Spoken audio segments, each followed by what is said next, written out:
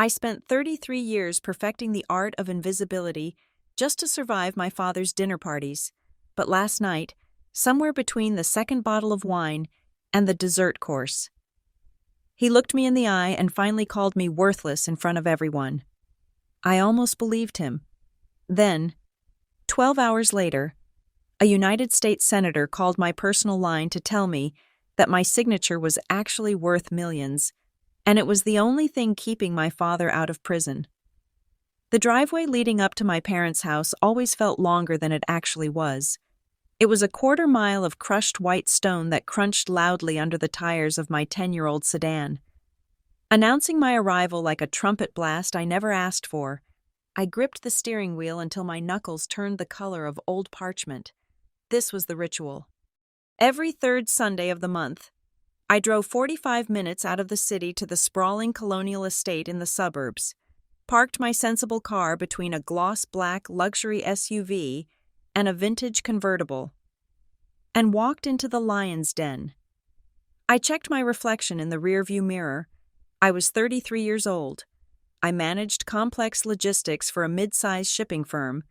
I paid my own rent, filed my own taxes, and had never asked them for a dime since the day I graduated college. But as the engine ticked into silence, I felt the familiar shrinkage. The air around this house had a way of pressing the oxygen out of my lungs until I was 12 years old again, standing in the foyer with muddy shoes, waiting to be scolded. Grant Bailey did not raise children. He raised assets, and if an asset did not appreciate in value, he had very little use for it. I took a breath that rattled slightly in my chest, opened the car door, and stepped out into the humid evening. The house loomed ahead, all white columns and manicured ivy, lit up like a museum that was closing for the night. I smoothed the front of my dress. It was navy blue, conservative, and invisible. That was the goal. If I could just stay invisible for 3 hours, I could go home and breathe again. Inside, the dinner party was already in full swing. My mother, Eleanor, met me at the door. She looked thin, her smile tight and practiced. The kind of smile that didn't reach her eyes because her eyes were too busy scanning the room for empty glasses or spilled wine. "Madeline," she said, leaning in to kiss my cheek. Her perfume smelled like lavender and anxiety. "You are late. Your father has already seated everyone. I am right on time." "Mom," I said softly, "just go in. And please," she whispered, squeezing my forearm with surprising strength, "please just smile tonight. The senator's chief of staff is here." That explained the vintage convertible. My father, a man who made his fortune in commercial real estate and kept it through aggressive lobbying, collected powerful friends the way other men collected stamps. He liked to display them. He liked to show that he could make important people sit at his table and eat his food. I walked into the dining room. The chandelier was dimmed, casting a warm golden glow over the long mahogany table. 12 people sat around it. At the head, naturally, was my father. Grant Bailey was 60 years old but looked 50, with silver hair swept back from a forehead that did not know the meaning of worry, only calculation. He was in the middle of a story, his hands moving through the air, conducting the attention of the room, and that is the problem with this city. He was saying, his voice booming and rich, "We have too many people asking for handouts and not enough people building the ladders. You want to eat? You hunt? It is simple biology." He paused as I entered the room. The silence that followed was heavy, like a curtain dropping. "Ah," he said, not standing up, "the prodigal daughter returns from her adventures in mediocrity." The table chuckled. It was a low, nervous sound. They were laughing because he expected them to laugh. "Hello, Dad," I said. I found the only empty chair. Halfway down the table, between a woman I didn't know and my Uncle Robert. "Sit, sit," my father commanded, gesturing with his wineglass. We were just discussing the concept of value. "Madeline, something you might learn about one day." I sat. I unfolded my napkin and placed it on my lap. I focused on the centerpiece, a sprawling arrangement of white lilies that smelled overwhelming. Grant turned back to the man on his right, a sharp-featured guy in a gray suit, who I assumed was the political connection my mother had mentioned. The conversation pivoted back to zoning laws and tax incentives, the dry language of money moving in the dark. I kept my head down, eating the roast duck without tasting it. This was the strategy. Be boring. Be small. If you are boring. He finds a new target. Uncle Robert, my mother's brother, leaned in toward me. He was a kind man, soft around the edges, the opposite of my father in every way, which was probably why my father kept him around, as a contrast. "I saw your post on social media," Robert said quietly. "Congratulations on the promotion. Maddie, project manager? That is a big step." I felt a flash of genuine warmth. "Thank you," I said, keeping my voice low. "It is a lot more responsibility." "But," Grant's voice sliced through the air, "what is a big step?" I froze. He had ears like a bat. Robert cleared his throat, looking suddenly like he regretted speaking. "I was just telling Madeline that her promotion was great news. Grant, she is running her own department now." My father stopped eating. He set his fork down with a deliberate clink against the fine china. He looked at me, really looked at me, with that flat, predatory assessment that always made me feel like I was a cracked tile in his perfect bathroom. "A promotion," he said. "Yes," I said. "And what does that pay?" he asked. The table went silent again. This was a violation of polite society rules, discussing salary so openly. But Grant Bailey made the rules. "It is a competitive salary," I said, trying to keep my voice steady. "Competitive with what?" he asked. He looked around the table, inviting everyone into the joke. "Competitive with the gardener? Competitive with the girl who washes my car?" "Grant," my mother said from the other end of the table. Her voice was brittle. "Let's not do this. I am just asking questions." "Eleanor," he said, not looking at her. He kept his eyes on me. "See, this is the problem. We celebrate participation trophies. You manage a few spreadsheets, you move some boxes around, and you think you are building something. Real power isn't about managing a project. Madeline, it is about owning the project." He took a sip of wine, savoring the cruelty. "You are 33, he said. "By the time I was 33, I owned 3 city blocks. I had the mayor on speed dial. You? You are barely a blip on the radar." I stared at my plate. My face felt hot, the blood rushing to my cheeks. I told myself it didn't matter. I told myself he was a narcissist and a bully, and his opinion was irrelevant, but the little girl inside me was curling into a ball. Robert tried again. "She is doing well. Grant, she is happy. Happy." My father scoffed. "Happy is for dogs. Value is for people. And frankly, Madeline, until you put some real numbers on the board, you are worthless in the grand scheme of things." The word hung in the air. Worthless. He didn't scream it. He said it casually, like he was commenting on the weather. He laughed then. A short, barking sound. "I am kidding. Look at her face. So sensitive." "It is motivation. Honey, I am trying to light a fire under you. If you are comfortable being nobody, you will stay nobody." The woman next to me picked up her wine glass and took a long drink. The man across from me adjusted his tie. They all smiled. Those tight, pained smiles of people who wanted to disappear but couldn't afford to offend the host. I didn't say anything. I couldn't. My throat had closed up. I cut a piece of duck and put it in my mouth, chewing mechanically, from the end of the table. My mother caught my eye. She gave me a look I knew by heart. It was a slight widening of the eyes, a tiny shake of the head. "Don't react. Don't make a scene. Just get through it." It was the look that had kept their marriage together for 40 years. It was the look that had allowed my father to bulldoze over everyone in his life without ever facing a consequence. I looked away from her. I felt sick. "Excuse me," I said. I stood up. My legs felt shaky. My father didn't even look at me. He was already launching into a story about a union leader he had crushed in the 90s. I walked out of the dining room, down the long hallway, and into the guest powder room near the back of the house. I locked the door and leaned against the marble sink. Breathing hard, the face in the mirror was pale. I looked like a ghost, worthless. It echoed in my head. I turned on the faucet, letting the cold water run. Trying to drown out the sound of his voice in my memory, I splashed water on my face, ruining the light makeup I had applied, not caring. After a few minutes, I dried my face with a plush hand towel. I needed to leave. I would make up an excuse. A headache. An early meeting. Anything. I reached for the door handle. Then I heard voices in the hallway. It wasn't the main party. It was hushed. Low tones. Men's voices. I hesitated.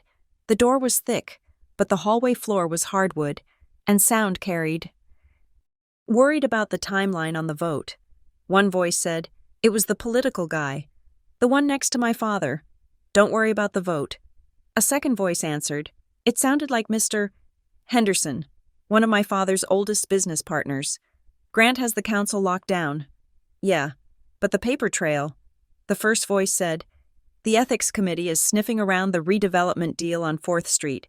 If they pull the donor list, they won't find anything." Henderson said, "Bailey's people handled the paperwork. It is buried deep. The consulting fees are all routed through the family trust accounts. It is clean." "Family trust?" The first voice sounded skeptical. "That is risky. Not if the signatory is insulated." Henderson said, "Look, Grant knows what he is doing. He has been playing this game since before you were born. Just make sure the senator is happy with the contribution." The voices faded as they walked back toward the dining room. I stood frozen, my hand hovering over the brass doorknob. Bailey's people handled the paperwork. It sounded so specific. Not Grant handled it, but Bailey's people, and the mention of family trust accounts. I knew my father had trusts. Complex financial instruments I was never allowed to see or ask about. I waited another full minute to be sure the hallway was empty. Then I unlocked the door and stepped out. The air in the house felt even more suffocating now. It wasn't just the emotional weight. It was the sudden, sharp feeling that something rotten was happening beneath the floorboards. I didn't go back to the dining room. I found my mother in the kitchen, organizing the dessert trays with the caterers. "I am leaving," I told her. She looked up, startled. "But we haven't had coffee. I can't do it." "Mom, I have a headache." She looked at me, really looked at me, and her shoulders slumped. She knew. She always knew. "Okay," she whispered. "Go out the side door. I will tell him you got called into work." I walked to my car, the gravel crunching loudly again, but this time I didn't care who heard. I drove home in silence, the word worthless fighting for space in my mind with the phrase handled the paperwork. The next morning, the hangover was purely emotional. I woke up with a heavy feeling in my chest, the phantom echo of my father's laughter. My apartment, usually my sanctuary, felt small. It was a nice apartment, a one-bedroom in a renovated loft building downtown, but compared to the estate, it was a shoebox. I made coffee, strong and black, and tried to focus on the week ahead. I had a logistics review at 10 and a team lunch at noon. Normal things. Safe things. My phone rang at 8:15. I frowned at the screen. It was a block number. I usually didn't answer those, assuming it was a telemarketer or a scammer, but something about the previous night had left me on edge. "Hello?" I answered. "Is this Madeline Elizabeth Bailey?" The voice was female, crisp, professional, and terrifyingly precise. "Yes, this is she. Ms. Bailey. My name is Sarah Jenkins. I'm calling from the office of Senator Elaine Wexler." I nearly dropped my coffee mug. Senator Wexler was a household name in our state, a moderate heavyweight, known for being tough on corruption and big on infrastructure. She was not someone who called project managers at shipping companies. I assumed it was a prank, or a scam. "I am sorry," I said, my voice rising in skepticism.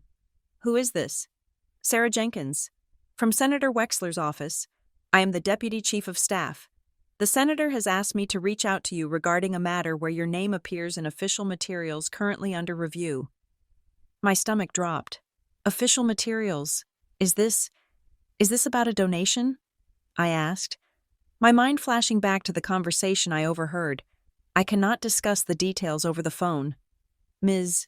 Bailey. However, the Senator would like to request a private meeting with you.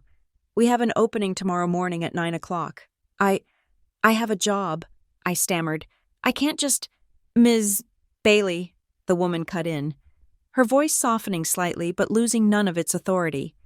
This is not a subpoena, but it is a matter of significant importance regarding your financial identity and public records. We strongly suggest you make the time. I sat down at my kitchen table. My hands were shaking. Okay, I said. Okay, where? She gave me an address. It wasn't the senator's main downtown office. It was a smaller satellite office in a quiet business park on the west side. I will be there, I said. The line clicked dead. I sat there for a long time, staring at the phone. Then, rational thought began to creep back in. This had to be fake. It was sophisticated. Sure, but people spoofed numbers all the time. I opened my laptop and went to the official government website for Senator Wexler. I found the main switchboard number and dialed it. Senator Wexler's office. How may I direct your call? A receptionist answered. Hi, I said, trying to sound like I wasn't on the verge of a panic attack. I just received a call from a Sarah Jenkins asking for a meeting. I wanted to verify that she works there. One moment, please. Hold music played. It was a patriotic brass band loop. It felt like it lasted an hour. The receptionist came back. Yes, Ms. Jenkins is our deputy chief of staff. Would you like me to connect you? No, I said quickly. No. That's fine. I just needed to verify. Thank you. I hung up. It was real. A United States senator wanted to talk to me, and it was connected to official materials. I stood up and paced the length of my living room. Bailey's people handled the paperwork. My father had called me worthless. He had said I wasn't a player. But now, the highest levels of government were calling my phone. The disconnect made me dizzy.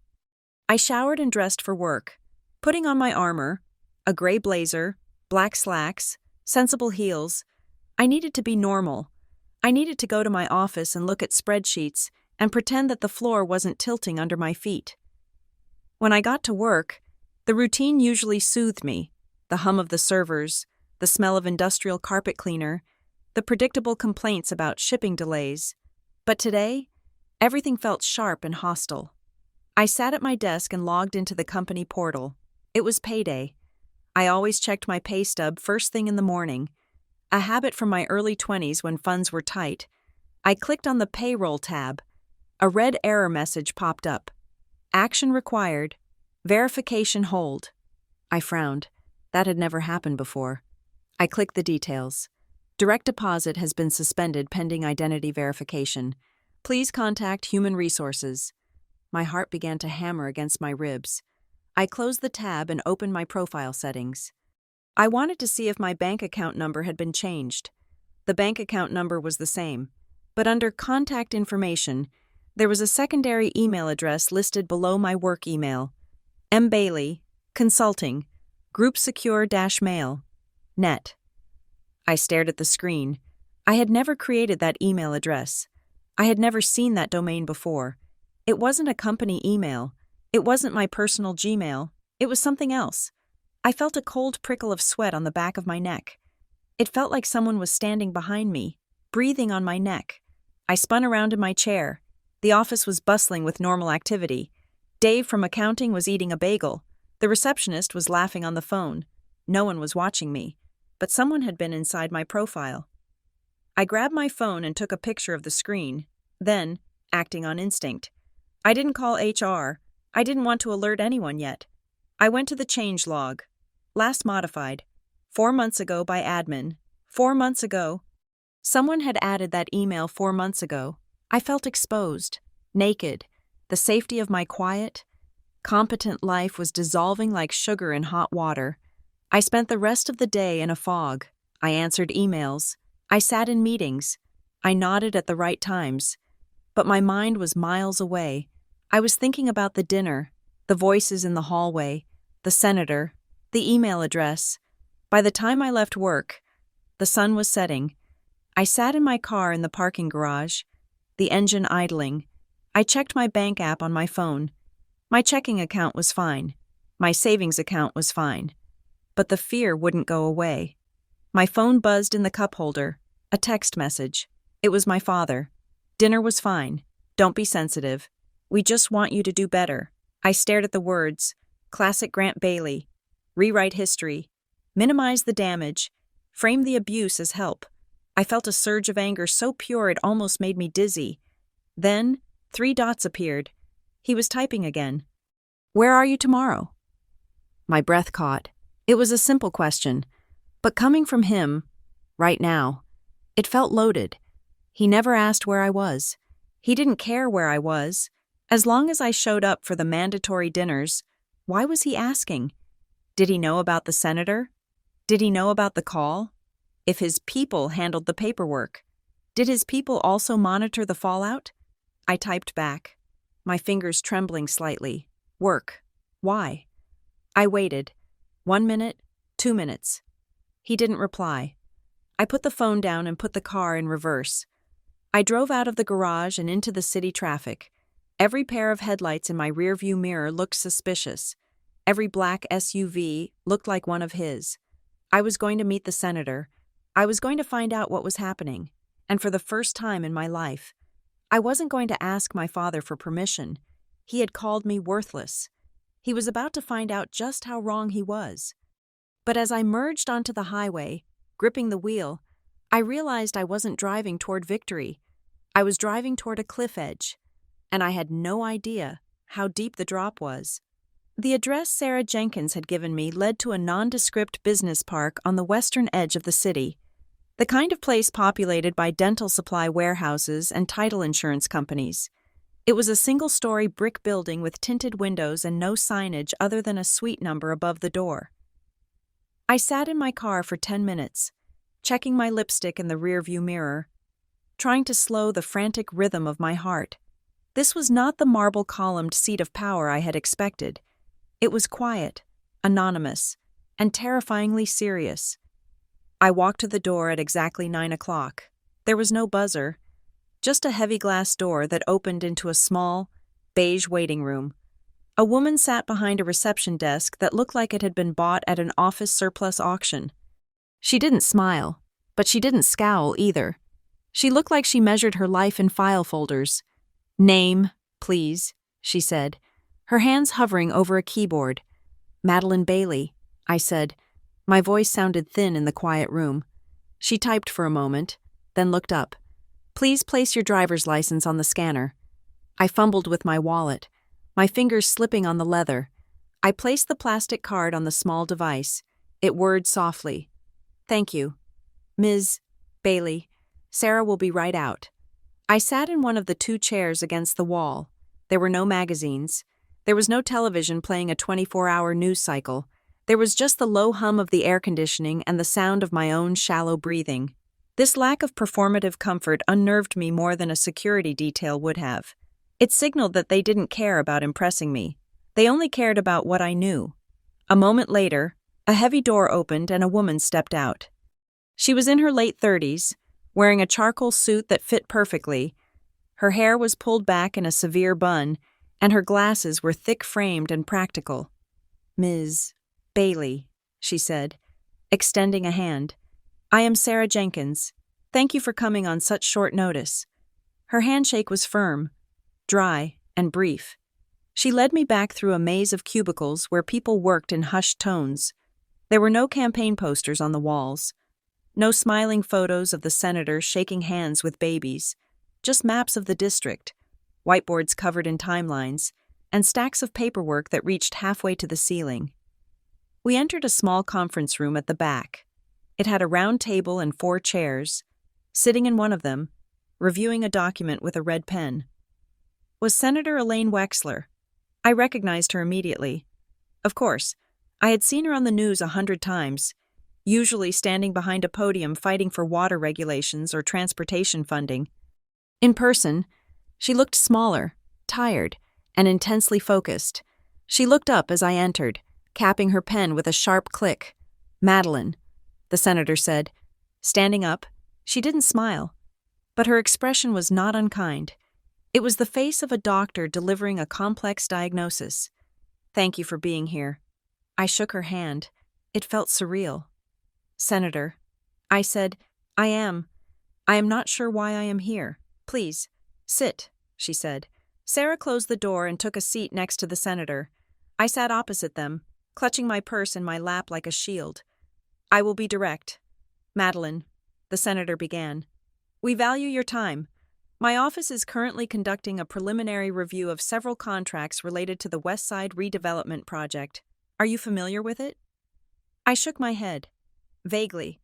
I know it is a big construction initiative, but I work in shipping logistics. I have nothing to do with city planning. We know, Sarah said softly. We have vetted your employment history. You are a project manager for heavy freight. You have been at your current job for 5 years. You have no criminal record, no political affiliations, and a credit score of 740. I felt a flush of violation. You looked at my credit score? We looked at public data and available records, Sarah corrected smoothly. We needed to know who we were talking to. The senator leaned forward, clasping her hands on the table. Madeline, your name appears on 3 separate disclosure forms for a company called Miller Bailey Consultants. This entity has received $400,000 in consulting fees from the developers leading the West Side project over the last 18 months. The number hit me like a physical blow. $400,000. I stared at her. That is impossible. I have never heard of Miller Bailey Consultants. I don't do consulting. I make $65,000 a year. The senator nodded slowly, as if this was exactly what she had expected to hear. That is what we suspected. The invoices submitted by this company are for strategic community outreach, which is often a nebulous term used to move money without delivering a tangible product. But the payments were authorized, and the contracts were signed. She slid a manila folder across the table. Open it, she said. My hands trembled as I lifted the cover. Inside was a photocopy of a document titled Independent Contractor Agreement. I scanned the dense legal text, my eyes blurring until they landed on the bottom of the page. There, on the line marked Principal Consultant, was a name, Madeline E. Bailey, and next to it was a signature. I felt the blood drain from my face. The room seemed to tilt. I pressed a hand to my mouth, fighting a sudden wave of nausea. It wasn't my signature, but it wasn't a stranger's scribble, either. It was a loop-for-loop imitation of how I signed my name when I was in college. The M had a specific, distinctive flourish, a high arch that I had abandoned years ago for a quicker, flatter style. But anyone looking at this and comparing it to my driver's license from 10 years ago would say it was a match. It looks like mine, I whispered, my voice shaking. But it is old. I don't sign like that anymore. The senator exchanged a look with Sarah. We believe you, Madeline, Sarah said. We had our forensic accountant look at the handwriting. The pressure points are wrong. It is a simulation, a tracing, perhaps, or a practiced forgery. Who? I asked, though the answer was already screaming in the back of my mind. Bailey's people handled the paperwork. We are still connecting the dots, the senator said carefully. But Miller Bailey Consultants is registered to a private mailbox, not a physical office. And the payments it received coincide almost perfectly with key zoning votes where your father, Grant Bailey, publicly lobbied for the developers. I closed the folder. I felt cold. My father used my name. I said, it wasn't a question. The senator sat back. We cannot say that definitively yet, but we have an ethics inquiry opening. If this money was a bribe disguised as consulting fees, and if it was routed through a shell company using your identity, that is a felony. Actually, it is several felonies. Tears pricked my eyes. I blinked them back furiously. I didn't want to cry in front of a United States senator. I didn't want to be the weak, worthless daughter my father said I was. Am I in trouble? I asked. Sarah leaned in. That depends on you. Madeline, technically, you are the principal of a company involved in potential fraud. If this goes to a grand jury without context, you are a co-conspirator, but we are not the police. We are the ethics committee's preliminary team. We are looking for the truth, not a scapegoat. A man I hadn't noticed entered the room from a side door. He was balding, wearing a rumpled suit, and carrying a notepad. This is Tom Lasky, Our staff attorney. The senator said. Tom sat down. Ms. Bailey, let me be clear about the boundaries here. We are not asking you to wear a wire. We are not asking you to spy on your father or break into his safe. That would be illegal and inadmissible. Then what do you want? I asked. We need you to confirm your own reality. Tom said. His voice was gravelly but calm. We need you to verify which documents are fraudulent. We need you to tell us if you ever received this money. We need you to help us build the negative space, the proof of what you didn't do, so that when we pull the string, it doesn't wrap around your neck. I looked at the folder again. $400,000. While I was clipping coupons and driving a car with a rattling muffler, my father was funneling a fortune through my name. Why? I whispered. Why me? Because you are safe, the senator said gently. You are family. Who looks closer at a daughter? And if you are forgiving, or perhaps used to being directed by him, he might have assumed you would never look, or never dare to object if you found out. He called me worthless. I said, the words tumbled out before I could stop them. 2 nights ago, at dinner, he called me worthless. The senator's expression hardened. There was a flash of something steely in her eyes. Men like that often confuse worth with utility. Madeline, she said, he didn't mean you have no value. He meant he wasn't currently using you. It appears he was wrong. He has been using you the whole time. She stood up. I don't expect you to decide anything right now, but the inquiry is moving. We cannot stop it. We are giving you a chance to step off the tracks before the train comes. Sarah handed me a business card. Call me if you find anything else, anything that doesn't fit, a strange piece of mail, a bank notification. Trust your instincts. They are evidently sharper than your father gives you credit for. I walked out of the building into the bright, blinding sunshine. I felt like I had been in that room for days, but my watch said it had been only 40 minutes. I sat in my car, gripping the steering wheel. My hands were sweating. I needed to do something. I needed to know how deep this went. Trust your instincts. I pulled my phone out. The direct deposit hold at work, the second email address. It was all connected. I dialed the customer service number on the back of my debit card. My primary bank was a large national chain. Thank you for calling First National, an automated voice said. I navigated the menu until I got a human. Identification. Please, the representative said. I gave her my details, my mother's maiden name, the last 4 digits of my social. Thank you. Ms. Bailey, how can I help you? I took a deep breath. I need to know if there are any other accounts linked to my social security number. I think I might be a victim of identity theft. One moment. The silence on the line was agonizing. I watched a man in a UPS uniform deliver a package to the building I had just left. Life was going on. Packages were being delivered. Crimes were being committed. Ms. Bailey? The representative returned. I see your primary checking and savings. I also see a small business credit card account opened 3 years ago. I closed my eyes. I don't have a business credit card. It is listed under Bailey Logistics, the woman said. The balance is currently $3,400.12. What is the mailing address for that account? I asked. My voice tight. It is a P.O. box, she said. Box 412 at 558 Elm Street.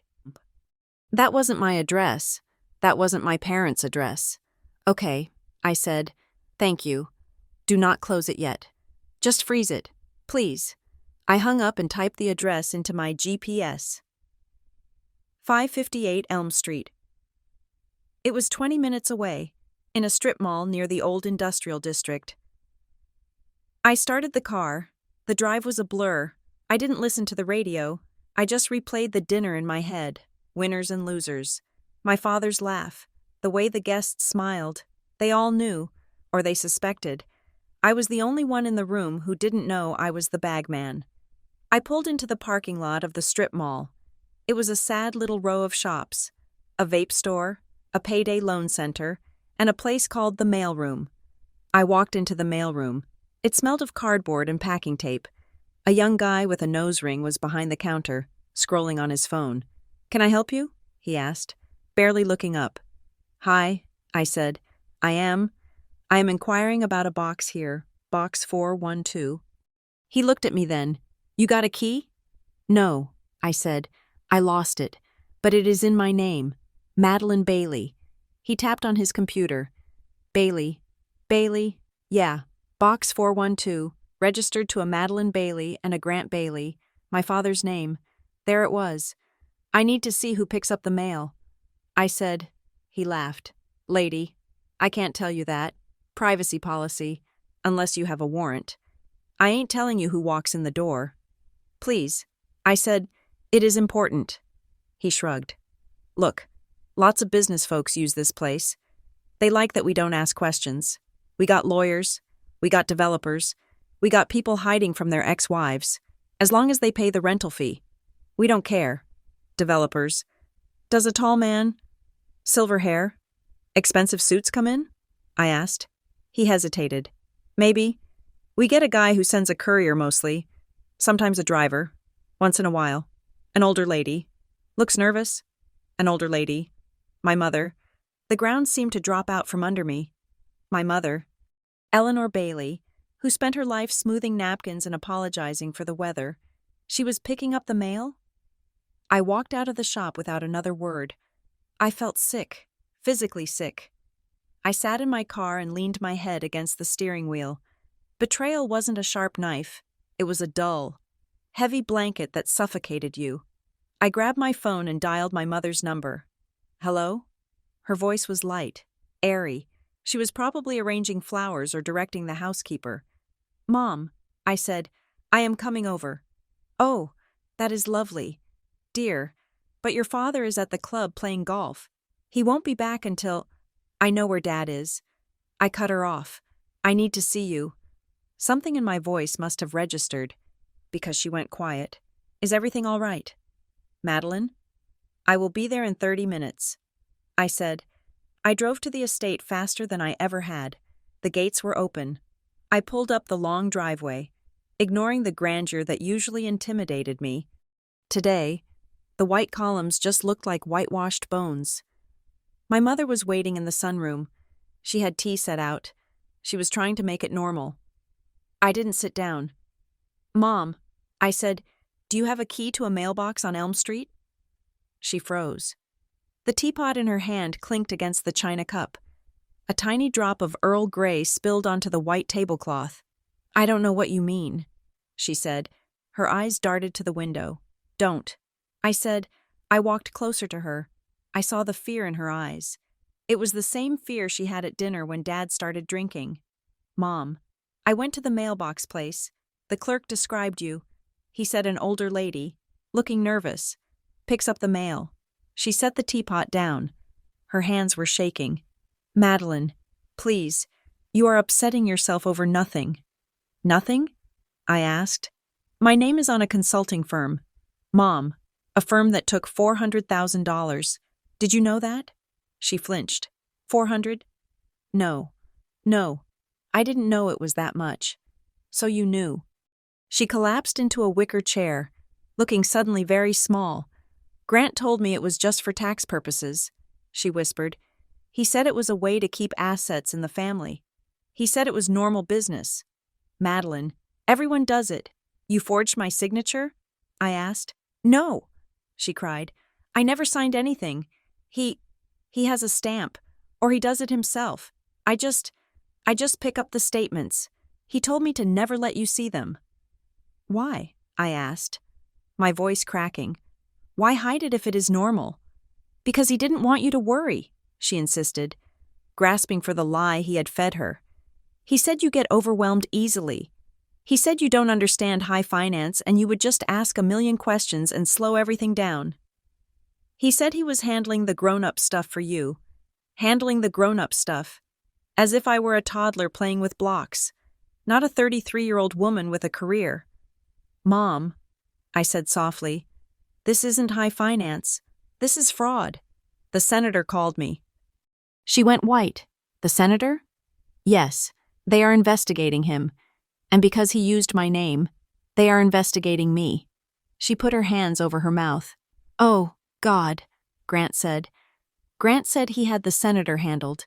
He doesn't. I said, he really doesn't. I looked at my mother, this woman who had traded her spine for a comfortable life in a big house. I wanted to shake her. I wanted to hug her. I hated her cowardice, but I understood her terror. She had been living in his shadow for 40 years. I had only been there for 33. You have to stop picking up that mail. I said, I can't, she whispered. He checks. He counts the days. If I miss a pickup, he gets quiet. You know how he gets when he's quiet. I knew. The silence was worse than the yelling. The silence meant punishment was being designed. I have to go, I said. I couldn't breathe in that house anymore. Madeline, wait, what are you going to do? I am going to go home, I said, and I am going to change my locks. I left her sitting in the sunroom, staring at the spilled tea. I spent the evening in my apartment with the lights off, watching the city below. I had gone through my credit report again. I found 3 more soft pulls from financial institutions I didn't recognize. My identity wasn't just being used, it was being farmed. At 8 o'clock, the buzzer to my apartment rang. I jumped, my heart hammering. I went to the intercom. Who is it? Delivery, a voice said. I hadn't ordered anything. I looked at the grainy camera feed, a figure in a baseball cap. I didn't buzz him in. I waited. A minute later, there was a knock at my actual door. I froze. How did they get in? Then I remembered. My father owned the management company that ran my building. He had keys to half the city. Madeline? It was his voice, cheerful, casual. I walked to the door and opened it, leaving the chain on. Dad? Open up. Maddie, I brought dinner, Thai food from that place you like on 4th. I looked at him through the crack. He was wearing a cashmere sweater and jeans. He looked like the perfect suburban dad. He held up a brown paper bag that smelled of basil and chilies. I already ate. I lied. Nonsense. You never eat enough. Open the door. It is rude to leave your father in the hallway. I hesitated, then undid the chain. I couldn't show fear. If I showed fear, he would know I knew. I opened the door. He breezed in, filling the small space with his presence. He walked straight to the kitchen and started unpacking the cartons. Pad Thai, spring rolls, and that spicy soup you like. I was in the neighborhood, thought I would check on my girl. He didn't look at me. He was opening cupboards, looking for plates. You are never in the neighborhood.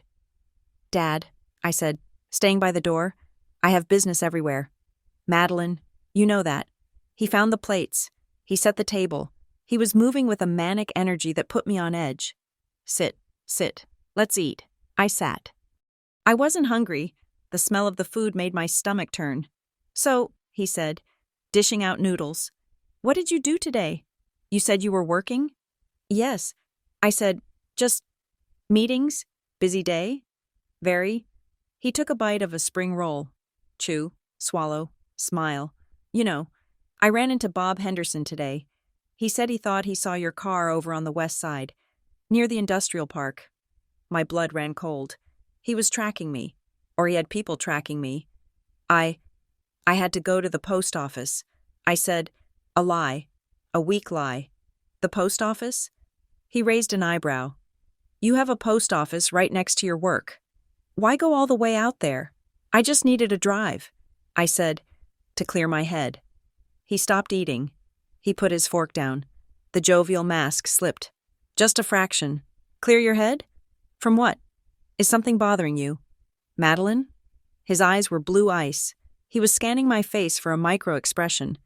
A twitch, a sign of guilt. Just work stress, I said. And dinner the other night. What you said, he sighed, rolling his eyes. Oh, for Christ's sake, are we still on that? I told you. I was motivating you. You are too sensitive. You need a thicker skin. He leaned across the table. Especially if you want to be someone in this world. You know, people in politics, people in real business. They chew up nobodies. They smell weakness. If you are weak, they will use you and throw you away. He wasn't talking about people. He was talking about himself. He was warning me. I am not weak. I said, good. He said, he smiled. But it didn't reach his eyes. Because I would hate to see you get hurt. The world is a dangerous place. Honey, it is good you have family looking out for you. He stood up.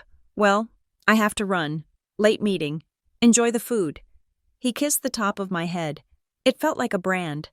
He walked to the door, then paused. Oh, by the way, if anyone calls you, telemarketers, survey people, government bureaucrats asking stupid questions, just hang up. Don't engage. They are all scammers these days. I stared at his back. Okay, Dad. He left. The door clicked shut. I locked it. I threw the bolt. I dragged a chair under the handle. I looked at the Thai food steaming on the table.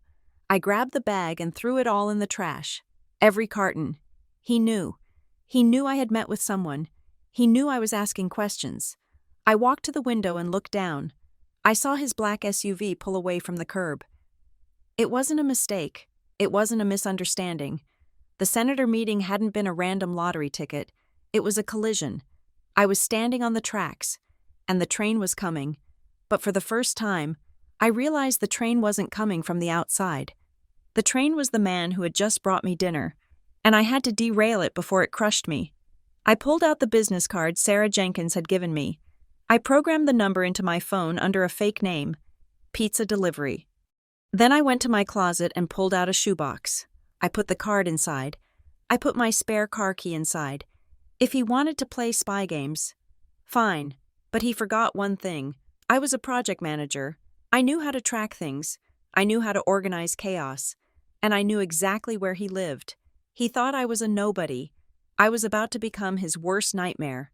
The glow of the laptop screen was the only light in my apartment. It was 2:00 in the morning on a Tuesday, the kind of hour when the city outside was finally quiet, but the noise in my head was deafening. I had spent the last 3 hours staring at a PDF file that I had downloaded from the credit bureau's website. It was my full credit report. 50 pages of data that summarized my financial existence. I had always prided myself on being boring. I paid my student loans on time. I had one credit card with a $2,000 limit that I paid off every month. I had a car loan that was halfway done. That should have been it, but it wasn't. I scrolled down to the section labeled Inquiries. There were the standard ones. My landlord from 3 years ago. The car dealership, but below those, in the section for soft pulls, inquiries that don't impact your score but show someone is checking your viability, there was a list that made my stomach turn. Capital Ridge Lending, First Merchant Advance, Sovereign Growth Partners, 6 of them in the last year. These were not consumer banks. These were commercial lenders, the kind that gave bridge loans to businesses. Why were they looking at me? I scrolled further, to a section I had never looked at before. Associated Businesses. There it was. M.E. Bailey Strategic Ventures, LLC. I stared at the name. It sounded impressive. It sounded like something a serious person would own. It used my initials. It used my last name. And the address listed for the registered agent? 558 Elm Street, Suite 412, the mailbox store. I felt a strange sense of detachment, like I was watching a movie about someone else. I wasn't just a victim of a one-time forgery. I was the CEO of a ghost company. I was a straw man made of paper and digital signatures. I didn't sleep that night. I showered at 6, dressed in my most severe black suit, and drove to the West Side Business Park. I didn't have an appointment, but I knew Sarah Jenkins would see me.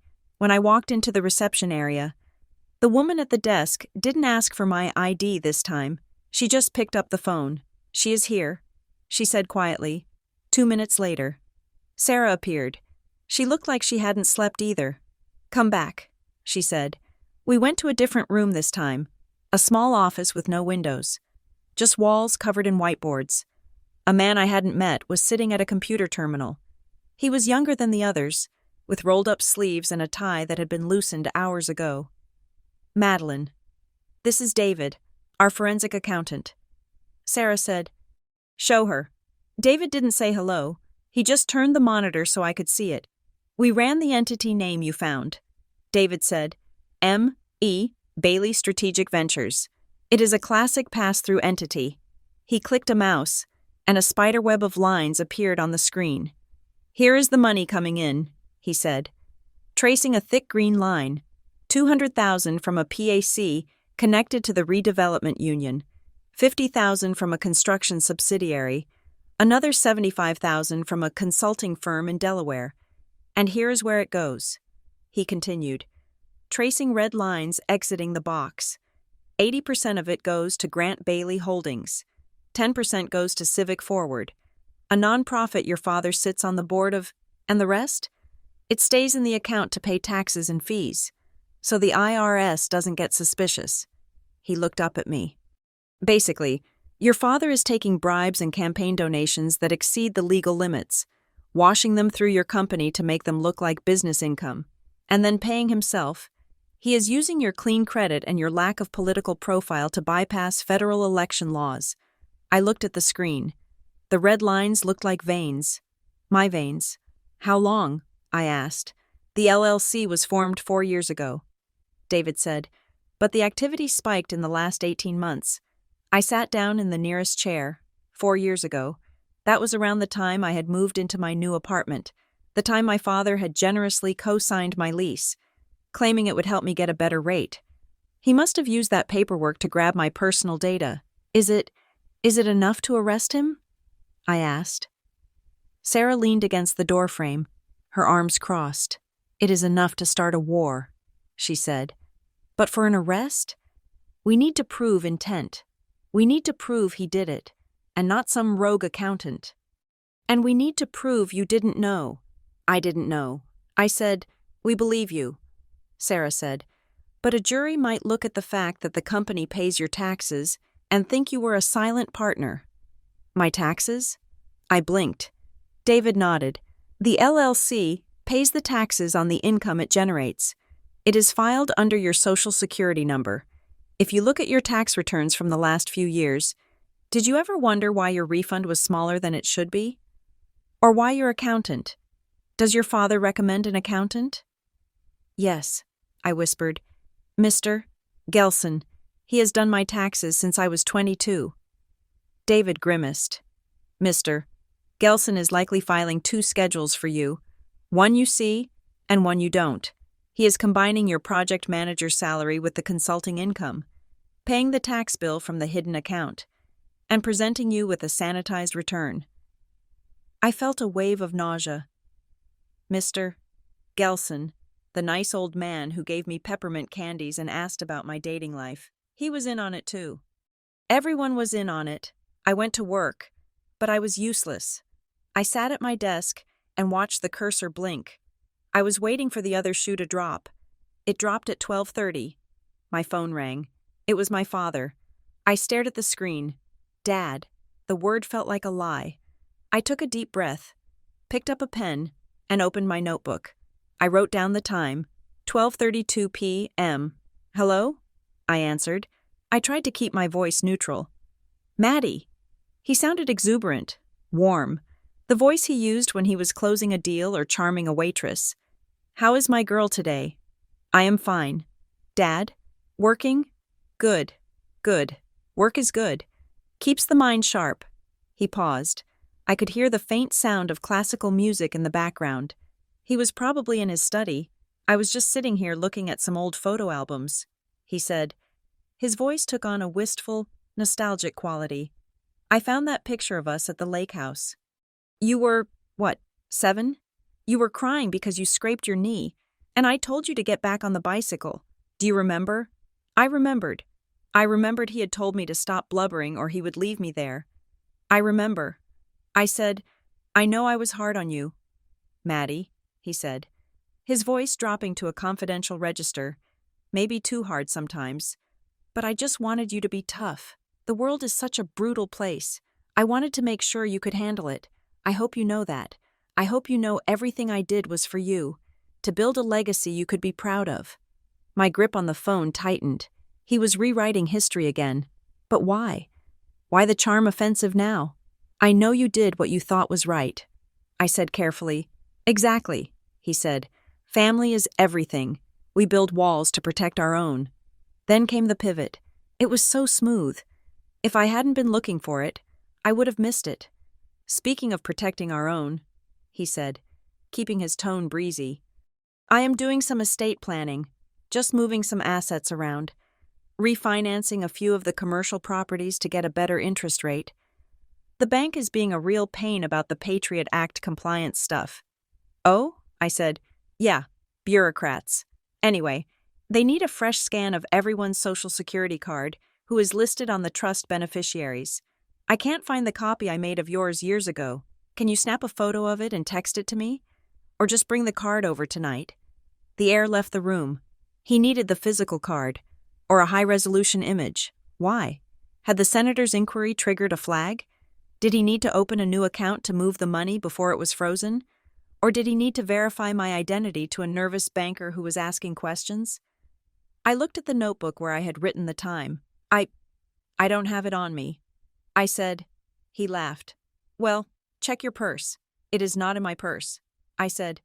I put it in my safe deposit box at the bank downtown. I don't keep it at the apartment anymore. There was a silence on the line. It lasted 2 seconds, but it felt like an hour. The warmth evaporated. The nostalgia vanished. When he spoke again, his voice was 20 degrees colder. A safe deposit box?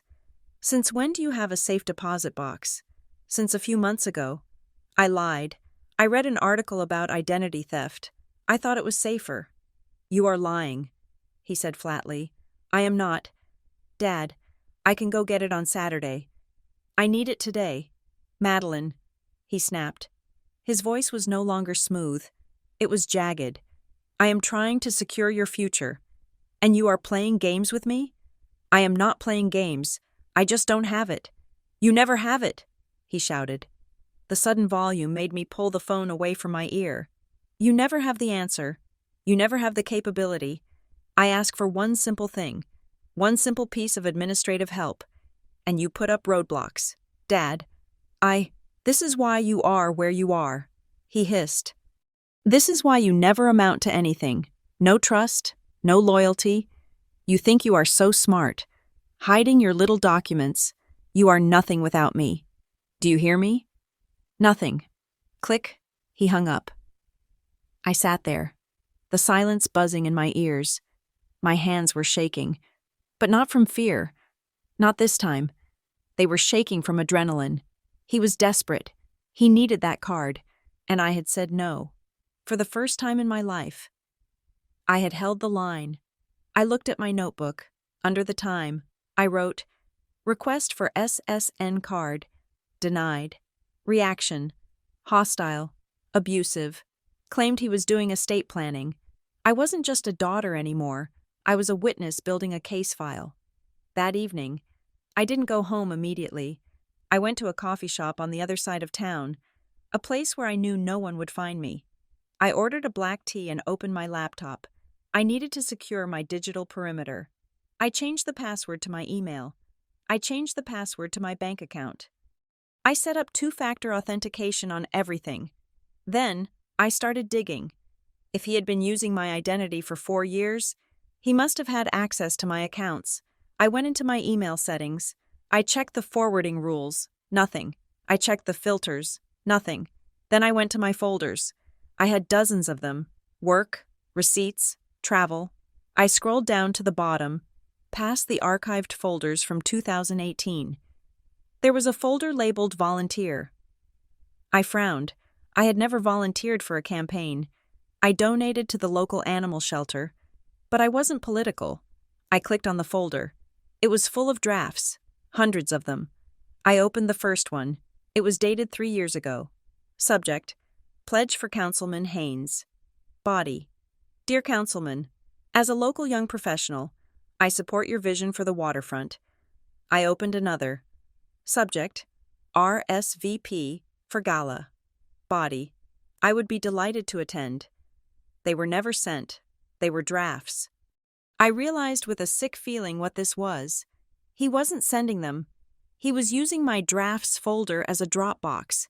He, or someone on his team, would log into my account, write the message to establish a record of political interest, and then perhaps someone else would log in and read it? No, that didn't make sense. Then I looked at the sent folder, searching for the same dates. The sent emails were there. but he had deleted them from the main view and buried copies in this volunteer folder, likely to save them for his records without me seeing them in my active box. He had been using my email address to correspond with low-level political staffers, making me look like an engaged, active donor. He was building a persona for me, a version of Madeleine Bailey who cared about zoning laws and council elections. I felt violated in a way that was almost physical. He had been wearing my digital skin. My phone buzzed on the table. I flinched so hard I knocked my spoon onto the floor. It clattered loudly. "Hey, you okay?" I looked up. It was Jules, my best friend since college. I had texted her to meet me. I hadn't realized she was standing right there. I didn't hear you come up," I said, reaching down to pick up the spoon. My hand was trembling. Jules sat down opposite me. She looked at my face, then at the laptop, then back to my face. "Maddie, you jumped like a gunshot went off. What is going on? You have been weird all week. You canceled yoga. You are not answering texts." I looked at Jules. She was a teacher. She was normal. Her parents were annoying, but they didn't commit felonies in her name. I took a deep breath. "Jules," I said, "if I tell you something, you can't post about it. You can't tell your boyfriend. You have to just listen." She leaned in, her face serious. "Okay, I promise. My dad," I said, he stole my identity." Jules blinked. "What? Like, opened a credit card?" I laughed, a dry, brittle sound. "I wish. No. He opened a consulting firm. He has been laundering political bribes through my name for 4 years. Jules's mouth fell open. She stared at me. "Maddie, that is like a movie.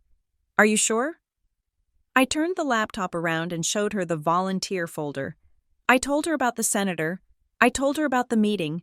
When I finished, Jules was silent. She reached across the table and took my hand.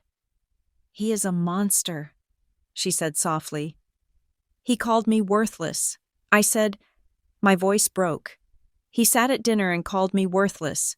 And the whole time, he was using me to stay out of prison." I looked down at our hands. The insults. I am used to the insults.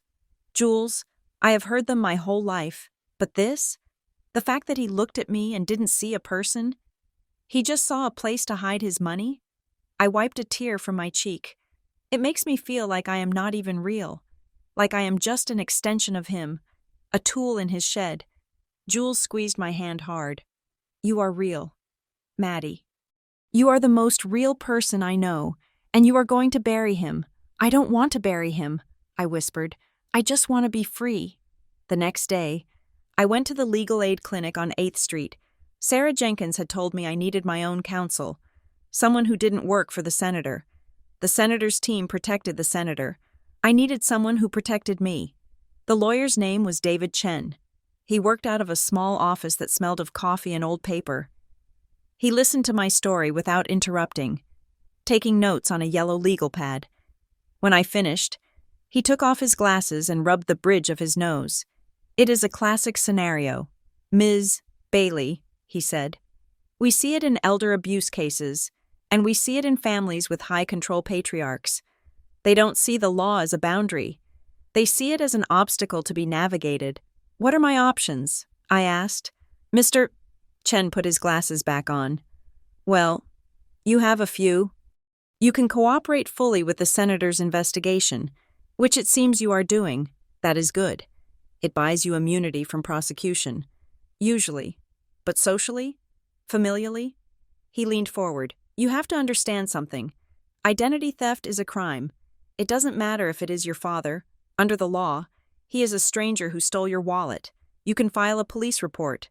You can sue him for damages. You can freeze his assets connected to your name. But," he paused, looking at me kindly, "most victims don't. Why not?" "Because of the guilt," he said. "Because he will tell you that he did it for the family. He will tell you that sending him to jail destroys the family legacy. He will weaponize your love against you. He's already doing that." I said, "Then you have to decide." "Mr. Chen said, "Are you willing to be the villain in his story to be the hero in yours? Because you cannot be both. I left his office with a heavy heart, but a clear head. I knew what I had to do. I drove to my parents' house on Thursday afternoon. I knew my father would be at his office in the city. I needed to talk to my mother alone. I found her in the garden, deadheading roses. She looked startled to see me. "Madeline, is everything okay? You look determined." I didn't waste time with pleasantries. "Mom," I said, "we need to talk about the fees." She froze, her shears hovering over a wilting bloom. "What fees?" "The fees you pay for the company. The one with my name on it." She lowered the shears. She looked around the garden, as if the hydrangeas were listening. "Grant said those were just administrative costs." She whispered, "Filing fees. How much?" "Mom?" She bit her lip. "A few $100s here and there. Sometimes a check for $1,000. It comes in the mail. Addressed to the box. Grant brings it home and tells me to write the check from the household account. He says it keeps the books tidy." I walked over to her and took the shears from her hand. I held her gloved hands in mine. "Mom," I said, "you are paying the renewal fees for a shell company that is laundering illegal money." Her eyes filled with tears. "I didn't know.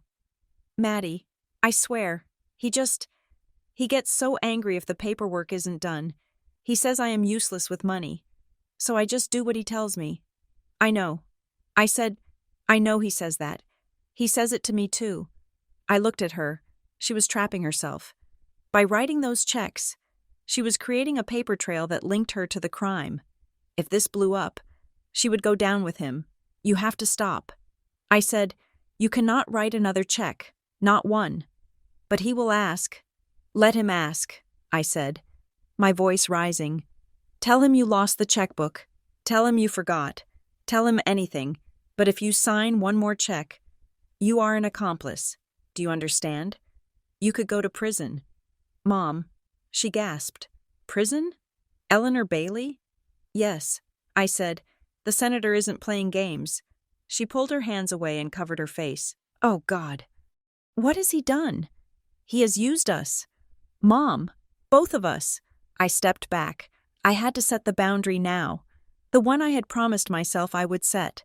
"I am not coming to Sunday dinner this week," I said. She looked up, panic in her eyes. But you have to. He will be furious." "Let him be furious," I said. "I am not coming, and I am not meeting him alone anymore. If he wants to see me, it will be in a public place, and I'm not signing anything. Not a birthday card, not a refinance form, nothing. Madeline, please, you are tearing the family apart." "No, Mom," I said, turning to walk back to my car. "I didn't tear it apart. He did. I am just finally looking at the pieces." I drove away. I didn't look back. My phone started ringing before I even hit the main road. Dad calling. I let it ring. Dad calling. I let it ring. Then a text. "Pick up the phone." I pulled over to the side of the road. My hands were shaking, but I forced myself to be steady. I opened the recording app on my phone. I hit record. Then I called him back. He answered on the first ring. "Where the hell are you?" he screamed. "I am safe. Dad?" I said. My voice was calm, unnaturally calm. "Your mother says you are talking nonsense. Prison? Laundering? Have you lost your mind?" "I haven't lost anything," I said. "In fact, I am finding things, like the company on Elm Street." There was a silence, a dead, heavy silence.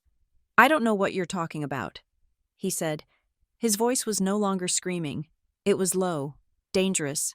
"I think you do," I said. "And I think you should know that I am not signing the refinance papers, and I am not giving you my Social Security card." "Madeline," he said, "listen to me very carefully. You are wading into deep water.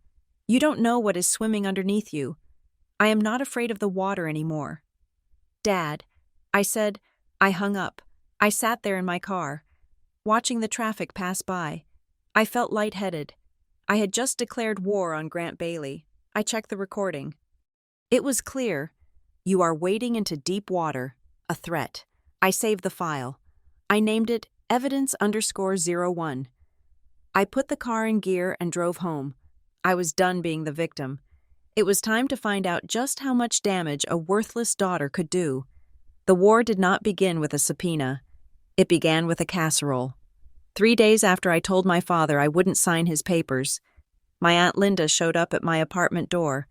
Linda was my father's younger sister, a woman who communicated primarily through baked goods and passive-aggressive concern. She held a Pyrex dish covered in aluminum foil as if it were a peace treaty. "Madeline," she said, breezing past me into the living room, "your father told me you have been under the weather. I brought my tuna noodle bake. It is comfort food." I stood by the open door, watching her settle onto my sofa. I hadn't invited her. I hadn't given her a key, but the building doorman knew the Bailey name, and that was enough to bypass any security I thought I had. "I am not sick." "Linda," I said, closing the door. She gave me a look, a pitying, tilted head expression that made my skin crawl. "Grant is worried, honey. He says you are acting erratic. He said you were shouting at him on the phone about prison and money laundering." She lowered her voice, leaning forward. "He thinks you might be having a breakdown, Maddie. Like your cousin Greg did when he was 30. You know, the stress of the job, living alone in the city. It gets to people." I felt the blood rise in my cheeks. It was brilliant. It was tactical genius. By painting me as unstable before I ever said a word publicly, he was inoculating the family against the truth. If I spoke up later, I wouldn't be a whistleblower. I would just be poor. Crazy Madeline having an episode. "He is lying to you." I said, "I am not having a breakdown." I discovered that he... Linda held up a hand. "Stop. Just stop. I don't want to hear it. Grant has taken care of this family for 40 years. He paid for your college. He paid for Greg's rehab. If he says you are confused, then you are confused." She stood up and smoothed her skirt. "Eat the casserole, Madeline. Get some sleep, and call your father to apologize. He is heartbroken." She left the apartment, leaving the scent of heavy cream and judgment in the air. I didn't eat the casserole. I scraped it into the trash, feeling the isolation close in around me like water rising in a locked room. The invitation arrived the next day via courier. It was heavy cardstock, cream-colored with gold lettering. The Westside Community Foundation Annual Gala. Keynote speaker, the Honorable Elaine Wexler. Attached was a handwritten note from my father's executive assistant, a woman named Karen who had always treated me like an annoying intern. "Mr. Bailey expects your attendance. Table 4, 7 p.m. Wear something appropriate." It wasn't an invitation. It was a summons. I debated throwing it away. I debated staying home and locking the deadbolt. But hiding felt like losing. And more importantly, if Senator Wexler was going to be there, and my father was going to be there, then the crime scene was assembling itself in real time. I needed to see the mechanics of it. I needed to see how the machine worked when it was wearing a tuxedo. I called Sarah Jenkins. He invited me to the gala. I said, "We know," Sarah replied. Her voice was tinny over the secure line. "We will be there. The senator has to attend. It is her district. Should I go?" "That is up to you, Madeline. But if you go, you are going into the lion's den. He will try to manage you. I want to go." I said, "I want to look him in the eye," before the gala. I stopped at the legal aid office to meet with the investigator Sarah had introduced me to. His name was Miller, a former forensic accountant for the FBI, who spoke in a monotone that made shocking facts sound like a grocery list. He had a timeline printed out on a large sheet of paper. "I want you to look at this," Miller said, sliding the paper across the desk. It was a graph. The x-axis was dates over the last 4 years. The y-axis was money. The blue bars are zoning decisions made by the city council. Miller explained, "The red bars are deposits into the Miller Bailey Consultants account, the one using your name." I looked at the pattern. It was unmistakable. Every time a blue bar appeared, a zoning variance approved, an environmental waiver granted. A red bar spiked 2 days later. "But look at this one," Miller said, pointing to a red bar from 2 years ago.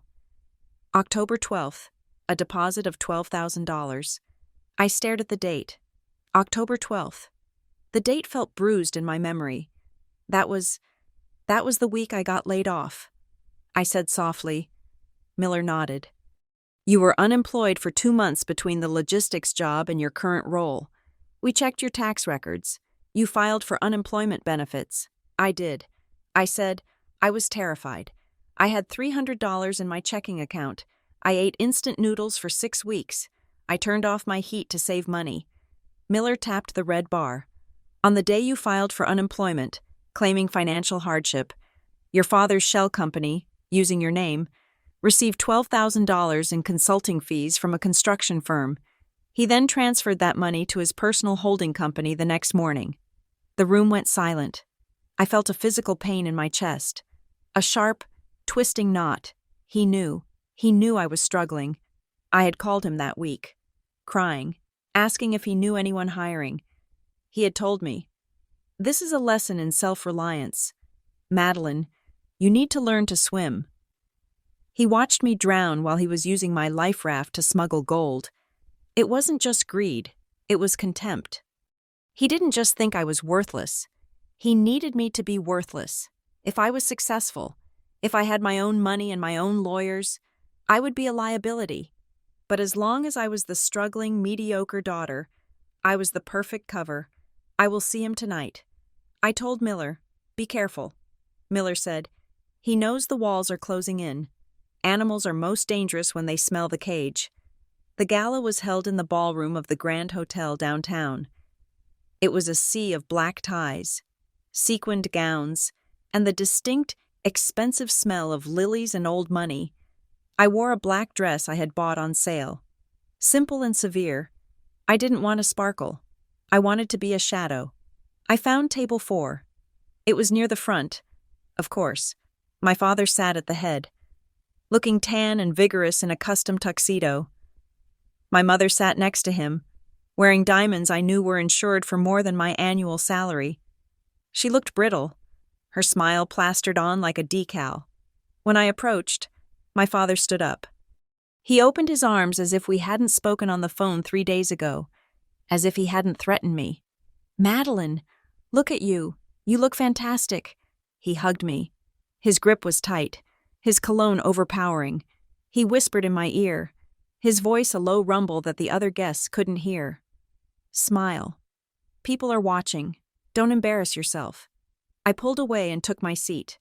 The table was filled with his cronies. There was Mr. Henderson, the business partner.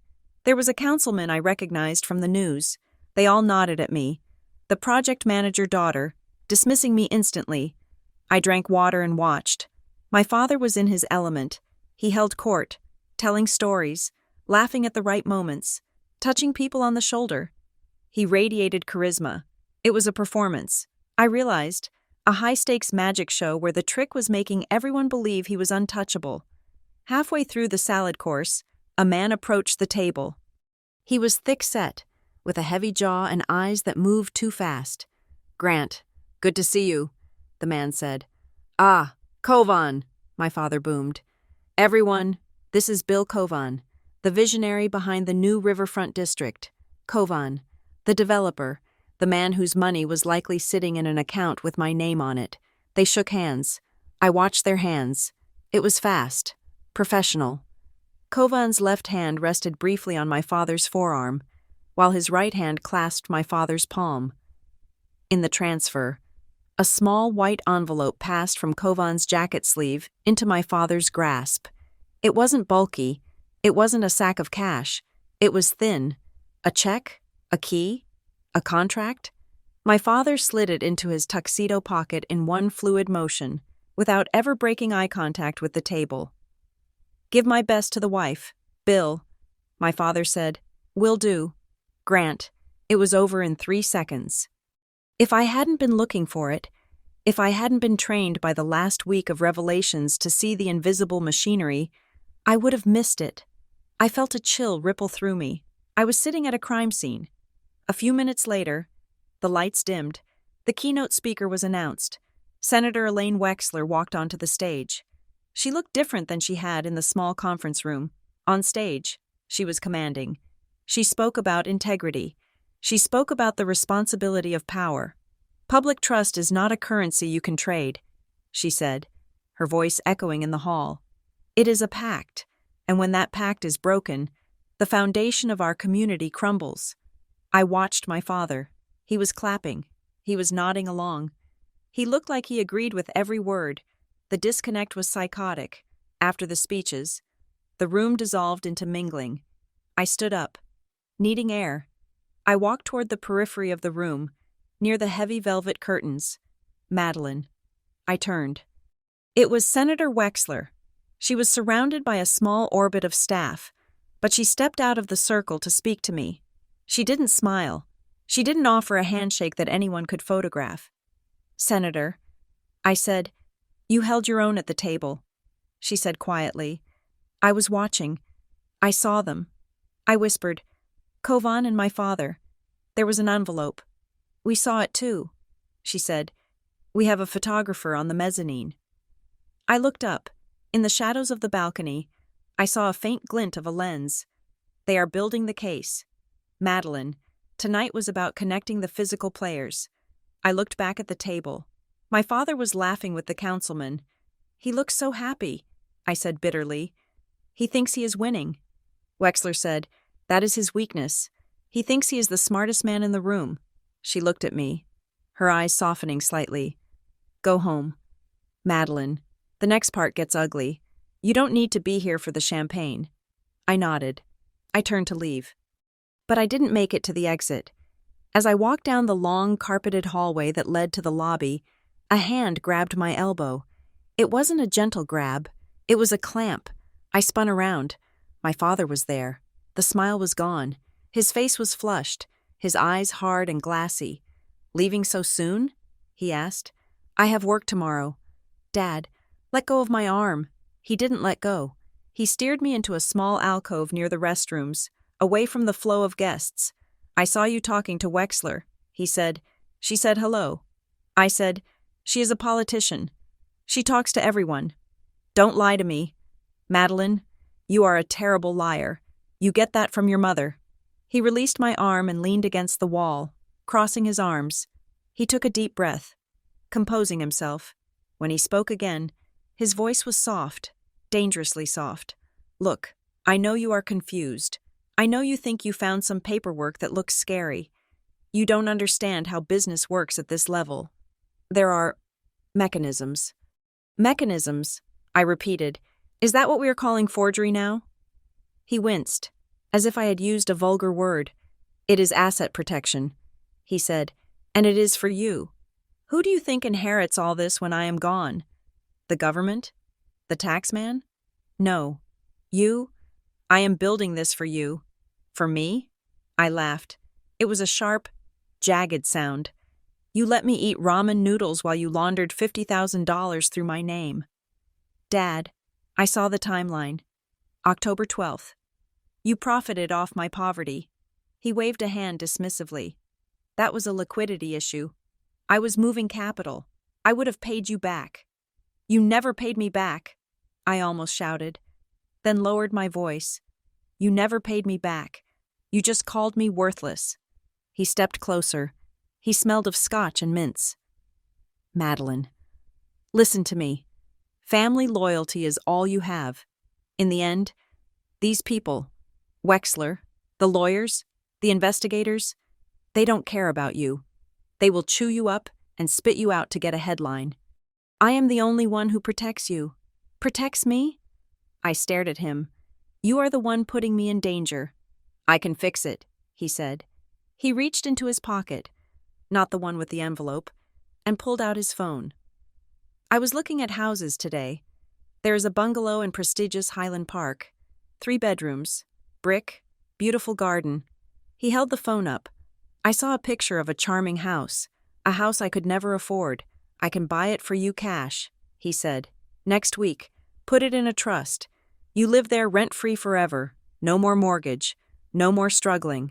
I looked at the house. It was a bribe. A beautiful, brick bribe. And what is the price? I asked. He shrugged. You just stop. You stop talking to politicians. You stop digging through old files. You sign the refinance papers I sent over, and we let the adults handle the business. You go back to being my happy project manager daughter, and you do it in a nice house." I looked at him. I really looked at him.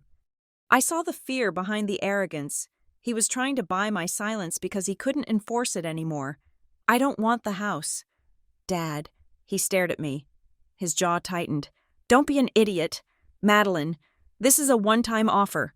I am not for sale," I said, "and neither is my name." I turned and walked away. "You are making a mistake," he called after me. His voice echoed in the hallway. "Without us, you are nothing." I kept walking. I walked through the lobby, out the revolving doors, and into the cool night air. I felt shaken, but I didn't feel like nothing. When I got home, there was a package leaning against my door. It was a courier envelope. "Urgent" was stamped on it in red. I picked it up. My hands were trembling again. I went inside and opened it on my kitchen table. It was a stack of documents, a stack of legal documents, loan guarantees, refinance forms, pages flagged for my signature. There was a sticky note on the top page, written in my father's looping, confident script. "Just sign. It fixes everything. P.S. The house in Highland Park is really nice." I flipped through the pages. There were dozens of them, tabbed with yellow stickers where I needed to sign. Sign here, initial here. It fixes everything. I felt a pull, a deep, ancient pull to just do it, to sign the papers, make him happy, take the house, and go back to sleep. It would be so easy. I could stop fighting. I could have a garden. But then I remembered the timeline. October 12th. I packed the papers back into the envelope. The next morning, I sat in David Chen's office. The air conditioner hummed in the window. David was reading the documents. He had been reading them for 20 minutes in silence. Finally, he put the stack down. He took off his glasses and looked at me with a mixture of horror and professional admiration. "This isn't a refinance, Madeline," he said. "What is it?" "It is a liability transfer." He flipped to page 42. He pointed to a paragraph in dense, tiny font. "See this clause here? The guarantor assumes full personal liability for all existing and future debts of the primary entity, regardless of previous disclosure." He looked up at me. "If you sign this, you aren't just refinancing a loan. You are retroactively accepting responsibility for every dollar of debt and every illegal penalty the company has incurred." I felt the blood drain from my face. "He's trying to pin it on me?" David nodded. "He is setting up a firewall. If the investigation hits, he can point to this document and say, 'Look, my daughter owns the debt. She signed for it. She is the principal.' He walks away clean. You go to bankruptcy court, and possibly federal prison." I stared at the paper. "Just sign. It fixes everything. It fixed everything for him. It broke everything for me. It wasn't just a trap. It was a sacrifice. He was willing to sacrifice me to save himself." "Madeline?" David asked gently. I sat there, frozen. I thought about the house in Highland Park. It wasn't a gift. It was payment for my life. "He isn't just insulting me," I whispered. "He isn't just calling me worthless." "No," David said.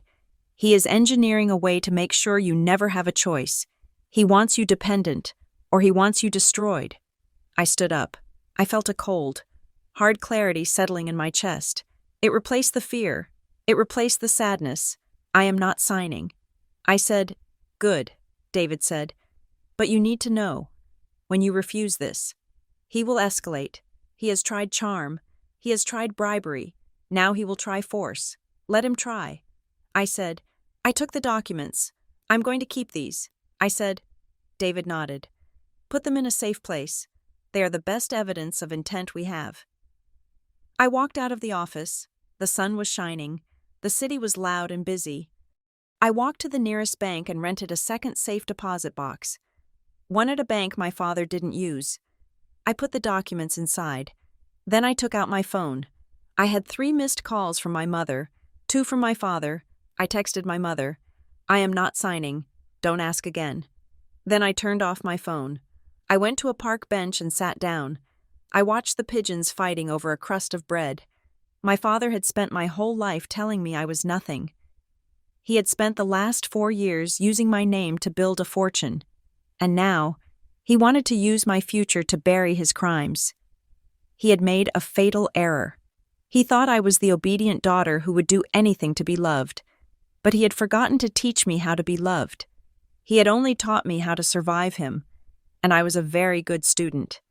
The decision to go back to the house was not an act of surrender. It was a reconnaissance mission. I drove my own car, but not the sedan my father knew. I had rented a nondescript silver compact from an agency 3 towns over. I parked it on the street, facing the exit of the subdivision, ensuring that no black SUV could block me in the driveway. I kept the keys in my pocket, my hand closing over the fob every few seconds like a talisman. It was 7 o'clock on a Sunday. The sky was bruising purple over the manicured lawns of the estate. I checked my bag one last time. Inside was a slim leather portfolio. It contained everything I had gathered in the last week: the credit reports, the photos of the mailbox, the timeline of the zoning votes, and the single most dangerous piece of paper I owned. I walked up the driveway. The gravel crunched under my boots. I wasn't wearing the invisible navy dress this time. I was wearing a tailored blazer and pants, the kind of outfit I wore when I had to fire a vendor or negotiate a shipping contract. I wasn't coming as a daughter. I was coming as a counterparty. My mother answered the door. She looked thinner than she had 3 days ago. Her eyes were rimmed with red, but she had covered the damage with heavy foundation. "Madeline," she breathed, looking past me to the street. "You came. I told you I would come for dinner." "Mom." She reached out to touch my arm, her fingers fluttering like nervous moths. "Please, just listen to him tonight. He is in a mood to fix things. He wants peace. Peace." I thought, peace was what you got when one side surrendered unconditionally. I walked into the foyer. The house smelled of rosemary and roasting meat. It was the smell of my childhood, a sensory trigger that usually made me feel small and obedient. Tonight, it just smelled like a stage set. My father was in the living room, pouring a drink. He turned as I entered. He didn't look angry. He looked benevolent. He looked like the patriarch of a happy, functional clan. "Maddie," he boomed. "There she is. I was worried you would get stuck in traffic." He walked over and kissed my cheek. I didn't lean into it, but I didn't pull away. I stood rigid, letting him perform the affection. "I am here, Dad," I said. Good. Come, sit. I want you to meet someone." I followed his gesture to the wingback chair near the fireplace. A man was sitting there, nursing a scotch. He was about my father's age, smooth-skinned, with silver hair that was perfectly coiffed. He wore a suit that probably cost more than my car. "This is Arthur Sterling," my father said, "an old friend and a brilliant legal mind. Arthur, this is my daughter, Madeline." Sterling stood up. His smile was practiced, showing a lot of teeth but no warmth. "A pleasure. Madeline," he said, "Grant talks about you constantly. The project manager, right? Logistics?" "That is right." I said, "Impressive field." Sterling said, "Requires a lot of attention to detail." We moved to the dining room. The table was set with the good china, the gold-rimmed plates usually reserved for Thanksgiving. My mother brought out the roast, her hands shaking slightly as she set the platter down. The conversation started innocuously enough. My father talked about the weather, about a golf trip he was planning, about the fluctuating price of oil. Sterling nodded and added polite anecdotes. They were ignoring the elephant in the room, suffocating it with small talk. I ate quietly. I watched them. I watched how Sterling's eyes flicked to me every time my father spoke. Assessing my reaction, I watched how my mother kept refilling her water glass, drinking it down, and refilling it again. It wasn't until the coffee was served that the tone shifted. My father cleared his throat. He placed his napkin on the table and folded his hands. "Madeline," he began, his voice taking on that reasonable, fatherly pitch he used when he was about to manipulate someone. "Arthur and I have been looking over your situation." "My situation?" I asked. The financial exposure, Sterling interjected smoothly. He reached down to a briefcase by his feet and pulled out a thick blue folder. Grant is very concerned about your future.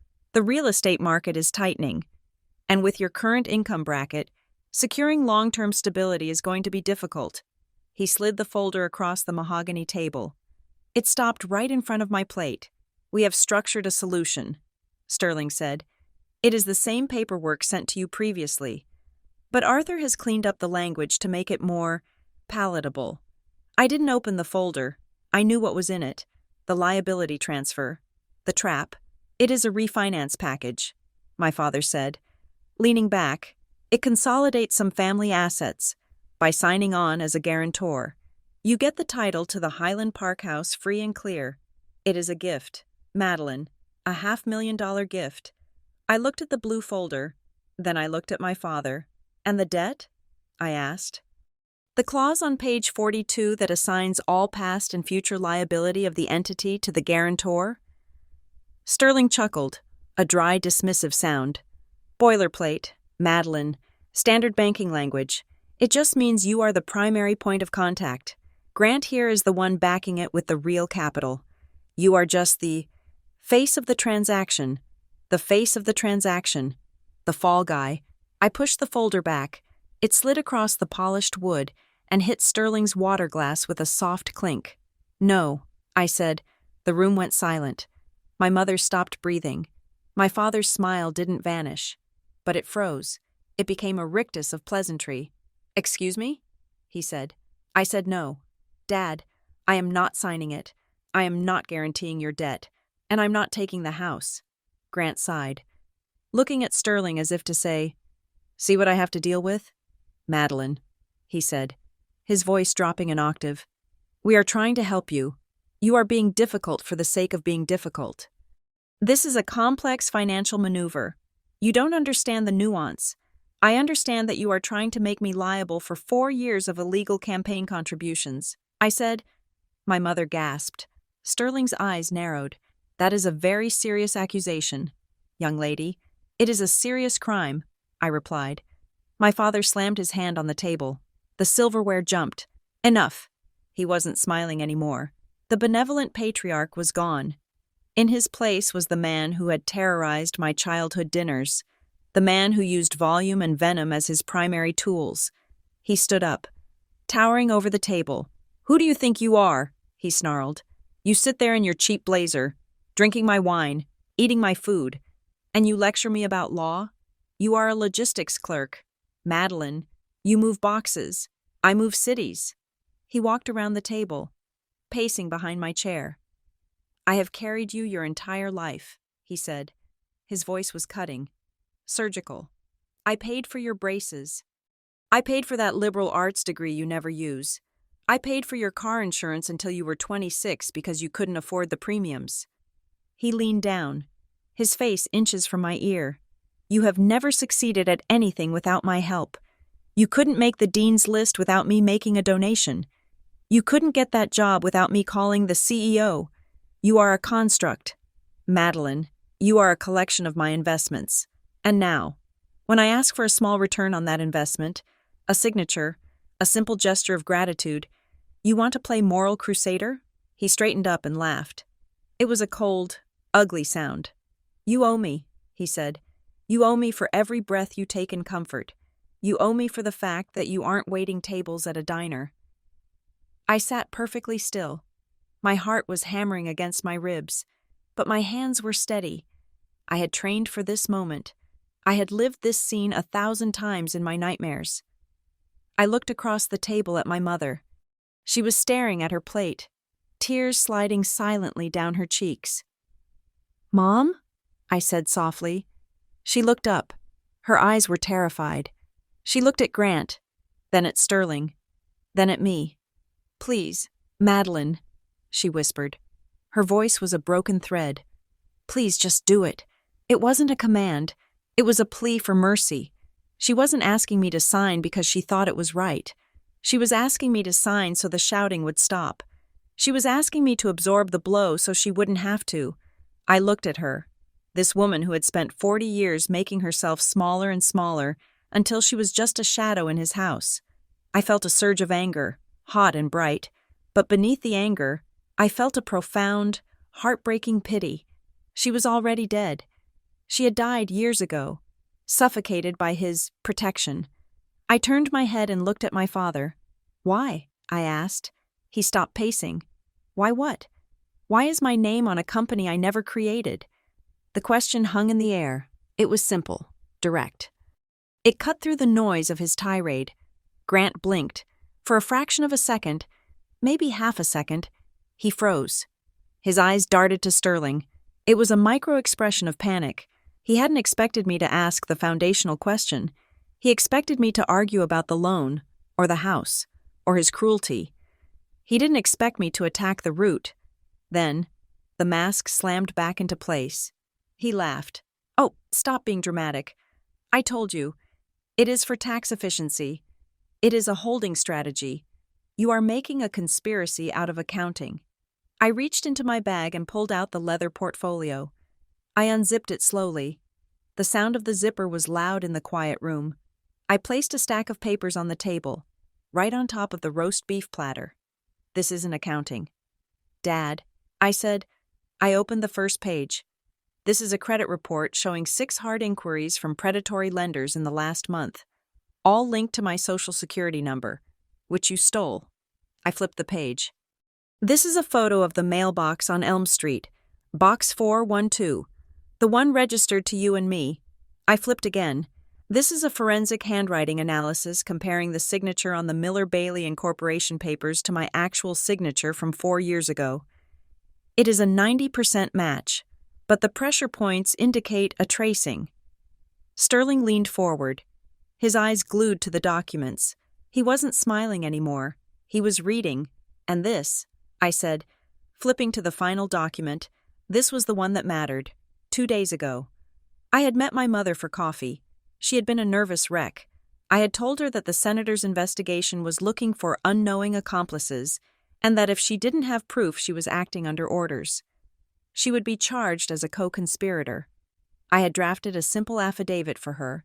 It said, "I, Eleanor Bailey, picked up mail from Box 412 at the explicit direction of my husband, Grant Bailey, and was unaware of the contents. I had taken her to a UPS store and made her sign it in front of a notary, telling her it was the only way to keep her out of jail. She had signed it, weeping, thinking she was saving herself. She hadn't realized she was handing me the knife. This," I said, pointing to the notarized paper, "is a sworn statement from Mom, admitting that she retrieved the payments for the shell company because you instructed her to." My father snatched the paper from the table. He read it. His face turned a color I had never seen before, a mottled, grayish purple. He looked at my mother. "Eleanor?" he whispered. It was the whisper of a man seeing a ghost. I didn't mean. Madeline said it would help," my mother stammered, shrinking into her chair. Grant stared at the paper. Then he looked at me. The contempt was gone. The anger was gone. In their place was something much more dangerous. Calculation. He sat down slowly. He took a sip of his wine. He looked at Sterling, who gave him a barely perceptible nod. Grant looked at me. He smiled. It was a genuine smile this time, a smile of recognition. "Well," he said softly, "I stand corrected." He picked up the affidavit and folded it neatly. "You are smarter than I thought, Madeline. I always thought you were soft. I thought you lacked the instinct, the killer instinct." He gestured to the papers. "You did your homework. You built a leverage package.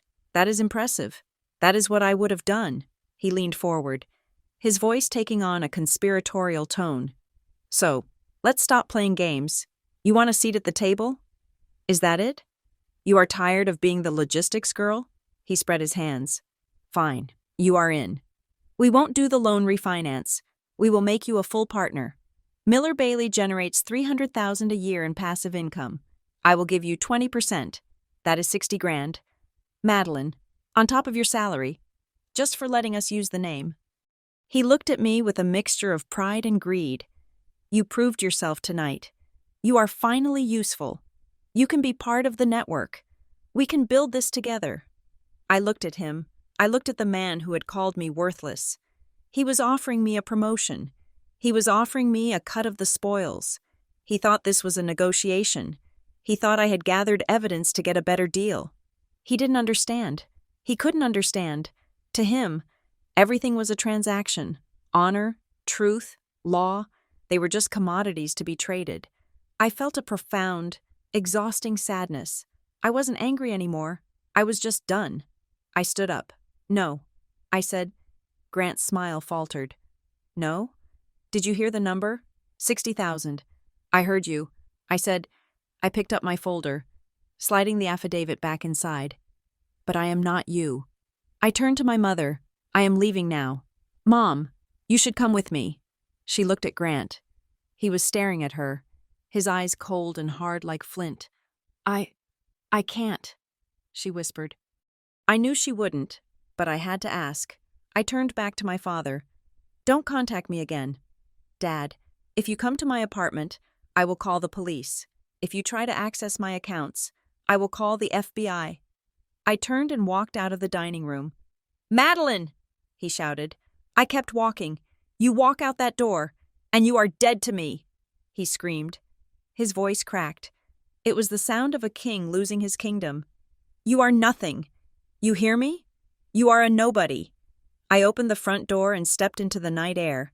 It was cool and fresh. I walked to my rental car. I didn't run. I unlocked the door, got in, and started the engine. As I pulled away from the curb, my phone began to buzz. Ding, ding, ding. I glanced at the screen. A text from Aunt Linda. Your father just called me. How could you be so cruel? He is having chest pains. A text from Uncle Robert. Madeline, you need to apologize. You are tearing the family apart. A text from my cousin Greg. Whatever you are doing, stop. Grant says you are manic. He had pre-briefed them. He had triggered the network. He was spinning the narrative before I even cleared the subdivision. Madeline is crazy. Madeline is attacking us. Madeline is the villain. I threw the phone onto the passenger seat. Let them text. Let them believe the lie. They were part of his world, and I had just defected. The next morning, I was at my desk at work, trying to focus on a shipping manifest for a crate of auto parts. When my cell phone rang, it was Sarah Jenkins. Madeline, are you somewhere you can talk? I stood up and walked into the stairwell. It was concrete and echoed, but it was private. I am here, I said. We have a development. Sarah said. Her voice was brisk. The ethics committee has voted to move to a public hearing. My stomach dropped. A public hearing. That meant cameras. Reporters. When? I asked. 2 weeks, Sarah said. The committee chair has reviewed the preliminary evidence. The timeline you helped us with, the donations matching the zoning votes, was compelling. But it is circumstantial. She paused. Your father's lawyers are already pushing back. They are claiming the Miller-Bailey firm is a legitimate consulting practice and that any irregularities are clerical errors made by a third-party administrator. They are going to argue that you were the principal owner and that if there was fraud, it was your fraud. I closed my eyes. He was doing exactly what David Chen said he would do. He was framing me. What do I do? I asked. The senator wants you to know your options. Sarah said, You are not required to testify. We can subpoena the documents, but we cannot force you to take the stand against your father. Spousal privilege doesn't apply to children, but the committee is sensitive to the optics of forcing a daughter to destroy her father. And if I don't testify, then it becomes a battle of paperwork.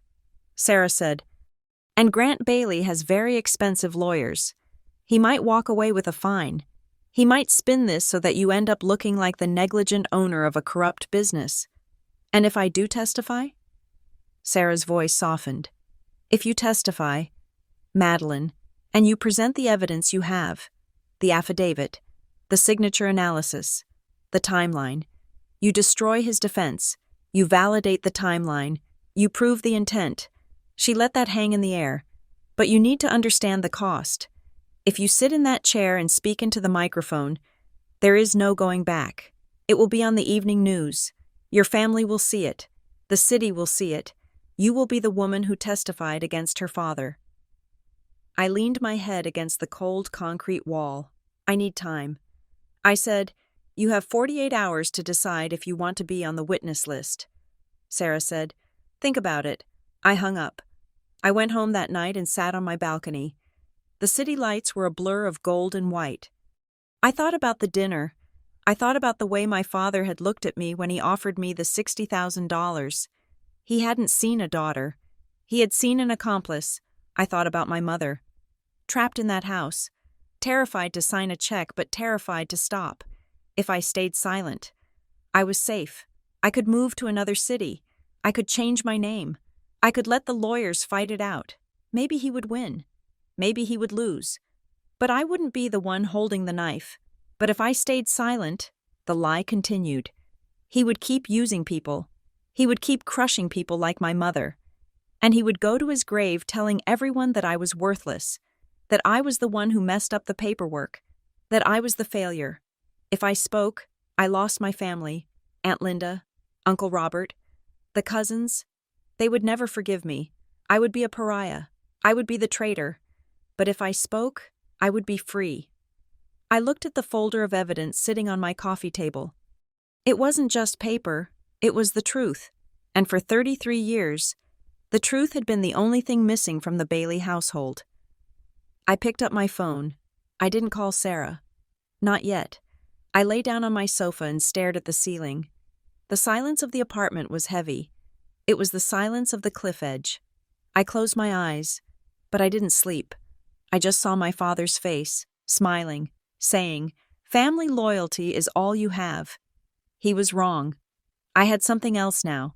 I had the ability to burn it all down, and I just had to decide if I was willing to stand in the ashes. The morning of the hearing was gray, the kind of colorless Tuesday that usually vanished from memory the moment it ended. But I knew I would remember the texture of the air in the municipal chamber for the rest of my life. It smelled of floor wax, old coffee, and the stale, recycled anxiety of 1,000 public disputes. I sat in the back row, a ghost in my own life. Beside me sat David Chen, my attorney. He wore a suit that was 10 years out of fashion, and his briefcase was scuffed leather, a stark contrast to the gleaming, shark-skin battalion occupying the front row. My father, Grant Bailey, sat at the front. He looked magnificent. That was the only word for it. He was wearing a navy suit that fit him like a second skin. His silver hair brushed back to perfection. He was moving through the room before the proceedings began, shaking hands with committee members, laughing at jokes, touching elbows. He looked like a man who was about to receive an award, not a man facing an ethics inquiry. I watched him from my safe distance. I saw him clap Bill Kovan on the shoulder. I saw him lean in to whisper something to his lead counsel, a man named Sterling who looked like he billed by the second. They were relaxed. They were confident. They had the air of men who knew the game was rigged because they were the ones who had built the board. My mother sat 2 rows behind him. She was wearing a beige dress that blended into the wood paneling. She didn't look left or right. She stared at the back of my father's head as if it were the only anchor in a storm. David leaned over to me. "Are you ready?" he asked softly. "I am here," I said. That was all I could promise. The committee chair, a stern woman named Councilwoman Halloway, banged the gavel. The sound was sharp, like a pistol shot. The room fell silent. "We are here to review the findings regarding the West Side redevelopment project and the allocation of zoning variances," Halloway announced. Her voice was dry.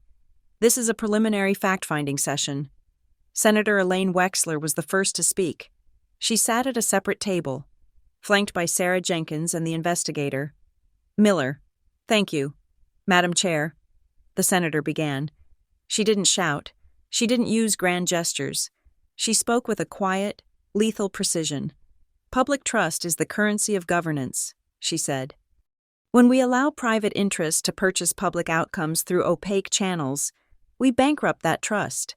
We are here today not just to look at zoning maps, but to look at the flow of money that redrew those maps." My father listened with a polite, attentive expression. He nodded occasionally. As if he agreed, it was a masterclass in gaslighting. He was projecting the image of a concerned citizen who just wanted what was best for the city. Then, Miller stood up. He walked to the podium and clicked a remote. A large screen to the right of the chamber lit up. It was the chart. The same spiderweb of red and blue lines I had seen in the small office. We have traced a series of payments totaling $1.2 million over 4 years. Miller said, these payments originate from development firms associated with Mr. Kovan and flow into 3 primary consulting entities. He clicked the remote. The screen changed. 3 boxes appeared. Apex Strategies. Riverfront Solutions. Miller Bailey Consultants. My breath hitched in my throat. There it was. My name. Projected on a 10-foot screen in a room full of reporters. Lawyers and city officials. Miller Bailey Consultants. Miller continued, his voice monotone.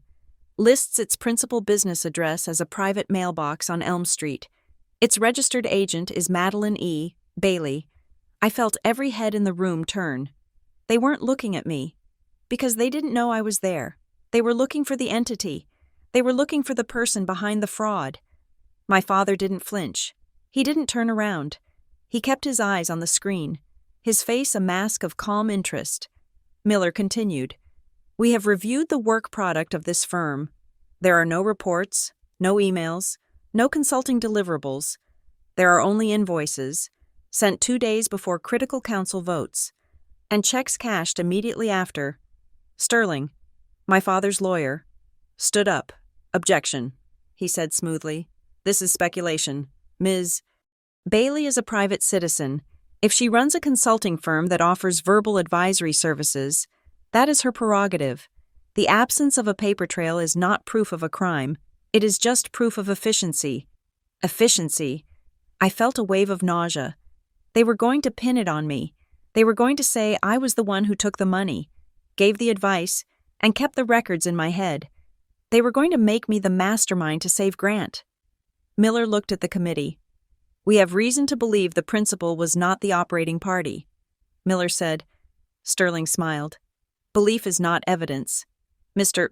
Miller, unless you have the principal here to say otherwise, the paperwork stands, and the paperwork says Madeline Bailey took the money, the room murmured. The reporters were typing furiously. Madam Chair, Holloway said, we will take a 15-minute recess to review the document packet. The gavel banged again.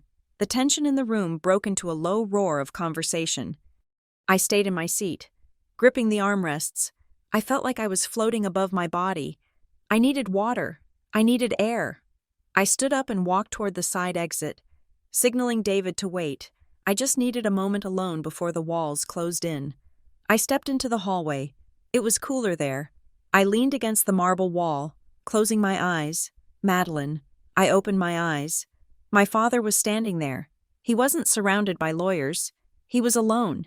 He looked tired. The shine was gone. His shoulders were slumped slightly. He walked toward me, not with aggression, but with a slow, heavy gait. He stopped 3 feet away. Hi, Dad, I said. My voice was steady. He looked at me, and his eyes welled up. Actual tears. Maddie, he said, his voice cracking. Look at us. Look at what is happening. He reached out a hand, then dropped it. I know you are angry, he said. I know I haven't been perfect, but do you see what they are doing? They are trying to destroy everything I built. Everything I built for you. He wiped his eyes. It was a performance, I knew, but it was a good one. It was the sad king routine. I didn't do this for me, he whispered. I did it to secure our future. The world is changing. Madeline, it is getting harder to survive. I just wanted to make sure you and your mother never had to worry. I wanted to leave you an empire, not a mortgage. He looked at me with pleading eyes. You are overreacting. Honey, you are letting these people scare you. The senator? She doesn't care about you. She just wants a win. I am your father. I am the one who held you when you were a baby. He took a step closer. Just go home. Maddie, let Sterling handle it. He has a strategy. We can fix this. We can make the paperwork go away. Just don't say anything, please, for the family." I looked at him. I looked at the tears. I looked at the man who had called me worthless a week ago, now begging me to be his savior. Before I could answer, a movement caught my eye. My mother was standing down the hall. She had followed him. She was trembling, her hands clutching her purse so hard her knuckles were white. "Eleanor," my father said, his voice hardening instantly. "Go back inside." She didn't move. She looked at him. Then she looked at me. She walked forward. Her steps were shaky, like a fawn learning to walk. But she kept coming until she was standing between us. "Grant," she said. Her voice was barely a whisper. "Stop." My father looked at her as if she had spoken in tongues. "Excuse me?" "Stop lying to her," she said. She turned to me. She looked terrifyingly old in the fluorescent light. The lines of 40 years of compliance etched into her face. I didn't understand. She said to me, "When you showed me the papers, I didn't understand how much it was. $1.2 million?" She shook her head. "I thought it was just business. I thought it was normal. But it isn't normal, is it?" "No." "Mom," I said, "it isn't." She reached out and took my hand. Her skin was cold. "He told me you were weak," she whispered. "He told me you couldn't handle the truth. But you are the only one standing up." "Eleanor," my father snapped, "you are making a scene." She ignored him. She looked deep into my eyes. And for the first time in my 33 years, she didn't look through me. She saw me. "What do you want?" "Madeline?" she asked. The question hung in the hallway. Not what does your father want? Not what is best for the family? What do I want? I squeezed her hand. "I want the truth. Mom, I just want it to be true." She nodded. A single, jerky nod. "Then do it," she said. She let go of my hand and walked back toward the chamber doors, leaving my father standing there with his mouth open. He turned to me. The sadness was gone. The vulnerability was gone. The eyes that looked at me now were the eyes of a wolf that had been cornered. He didn't scream. He stepped in close, invading my space, his expensive cologne filling my nose. "If you do this," he hissed, his voice low and vibrating with rage, "if you walk back in there and hand them anything, you are dead to me. You are a stranger. I will erase you from this family. You will have no father. You will have no home." I looked at him. "I already have no father. Grant," I said, "I have a boss. And I'm quitting." I turned and walked away. I went back to David Chen. He was checking his watch. "Recess is ending," he said. "We have a narrow window. Madeline," he opened his briefcase. "We can ask for you to testify," he said. "You can take the stand. You can tell the story. It will be dramatic. It will be on the news tonight. Or, David said, "we can submit the evidence packet formally as an amicus submission. You don't speak. We just hand it to the clerk. It enters the record. The committee reviews it. The damage is done. But you don't have to sit there and be cross-examined by Sterling." I looked at the chamber. I looked at the reporters. "I don't want to be a star," I said. "I just want to be a witness." "Submit the packet," I said. David nodded. "Good choice." As we stood up to move toward the clerk's desk, my phone buzzed in my pocket. It was a long buzz. An email. I shouldn't have checked it. I should have just walked. But instinct is a hard thing to break. I pulled it out. It was a notification from my work email. Subject: Notice of restructuring. From Human Resources. Dear Madeline, effective immediately. Your position as project manager has been eliminated due to departmental restructuring. Access to company systems has been suspended. Please contact. I stared at the screen. Effective immediately. My father's network. He had made a call. In the 15 minutes of recess, while he was crying in the hallway, he had someone make a call. He had reached out to the CEO of my shipping firm, probably a golf buddy, probably someone who owed him a favor, and he had crushed me. He took my job. He took my income. He took the one thing I had built for myself. He was trying to show me that without him, I was destitute. He was trying to break my knees before I could walk to the clerk's desk. My hands started to shake. I felt the panic rising, the old, familiar feeling of being small and helpless, worthless. I looked at the email again. Then I looked at the voicemail icon. There was a new message. I put the phone to my ear. It was my father's voice. He must have left it the second I walked away from him in the hall. If you do this, you are dead to me. Don't think you can come crawling back when the rent is due. You are going to die poor. Madeline. Just like a loser. I lowered the phone. I looked at the front of the room. My father was back in his seat. He was adjusting his cufflinks. He looked back at me, caught my eye, and gave me a tiny smirk. He knew. He knew I had seen the email. He was waiting for me to crumble. He was waiting for the girl who needed his money to run out of the room. He thought he had taken everything, but he had made a miscalculation. When you take everything from a person, you also take away their fear. I had no job to lose. I had no inheritance to lose. I had no father to lose. I was entirely, terrifyingly free. I put the phone in my pocket. I took the thick manila envelope from David's hands. I will do it, I said. I walked down the center aisle. My heels clicked on the floor. It was a rhythmic, steady sound. Click, click, click. The room went quiet. People sensed a shift. I walked past the reporters. I walked past the senator, who watched me with a steady, solemn gaze. I walked past my father. I didn't look at him, but I felt his presence. I felt the heat of his stare. I felt the air pressure change as he realized I wasn't stopping. I walked up to the clerk's desk, right below the dais where the committee sat. The clerk looked up. "State your name for the record," she whispered. "Madeline Bailey." I said. My voice was clear. It carried to the back of the room. "I am the registered agent for Miller Bailey Consultants. I am submitting evidence regarding the unauthorized use of my identity and the falsification of financial records." I placed the envelope on the desk. It wasn't a heavy thud. It was a soft slide of paper against wood. But in that room, it sounded like a guillotine blade dropping. I turned around. Sterling was on his feet. "Madam Chair, we object. This is an ambush. Sit down. Mr. Sterling," Holloway barked. I walked back up the aisle. I looked at my father then. The smile was gone. The confidence was gone. The mask had finally fully slipped. He looked small. He looked old. And for the first time, his eyes weren't full of anger or calculation. They were full of uncertainty. He was looking at me, and he didn't know what to do. He had no leverage left. He had fired every bullet, and I was still standing. I walked past him. I walked past my mother, who was weeping silently, her head bowed in a mixture of grief and relief. I walked out the back doors of the chamber. David Chen followed me. "You know what happens next?" he asked. "They expand the inquiry." I said.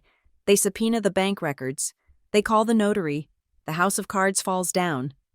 "And you?" he asked. I looked at my phone. The restructuring email was still on the screen. "I am unemployed." I said. "I am disowned. I am probably going to be in debt for legal fees for the next 10 years. I pushed the door open and stepped out into the city sunlight. It was blindingly bright. The air smelled of exhaust and hot pavement. But to me, it smelled like oxygen. "But I am clean," I said. I walked down the steps of the municipal building. I didn't know where I was going. I didn't know how I was going to pay my rent next month. But as I reached the bottom of the stairs, I took a deep breath. My father had called me worthless. He had said I was nothing without him. I looked at my reflection in a shop window. I looked tired. I looked pale. But I looked real. I wasn't a shell company anymore. I wasn't a tax shelter. I wasn't a project to be managed. I was Madeline Bailey. And for the first time in my life, that name belonged to me. Thank you so much for listening to Madeline's story. It was a journey about finding the strength to stand up to the people we are supposed to trust the most, even when it costs us everything. I would love to hear your thoughts on Madeline's choice. Did she do the right thing by submitting the evidence, or was the cost too high? Where are you listening from today? Please let me know in the comments below. If you enjoyed this story, please make sure to subscribe to Revenge Stories for more tales of justice, resilience, and the turning of tables. Thank you for your support, and I will see you in the next story.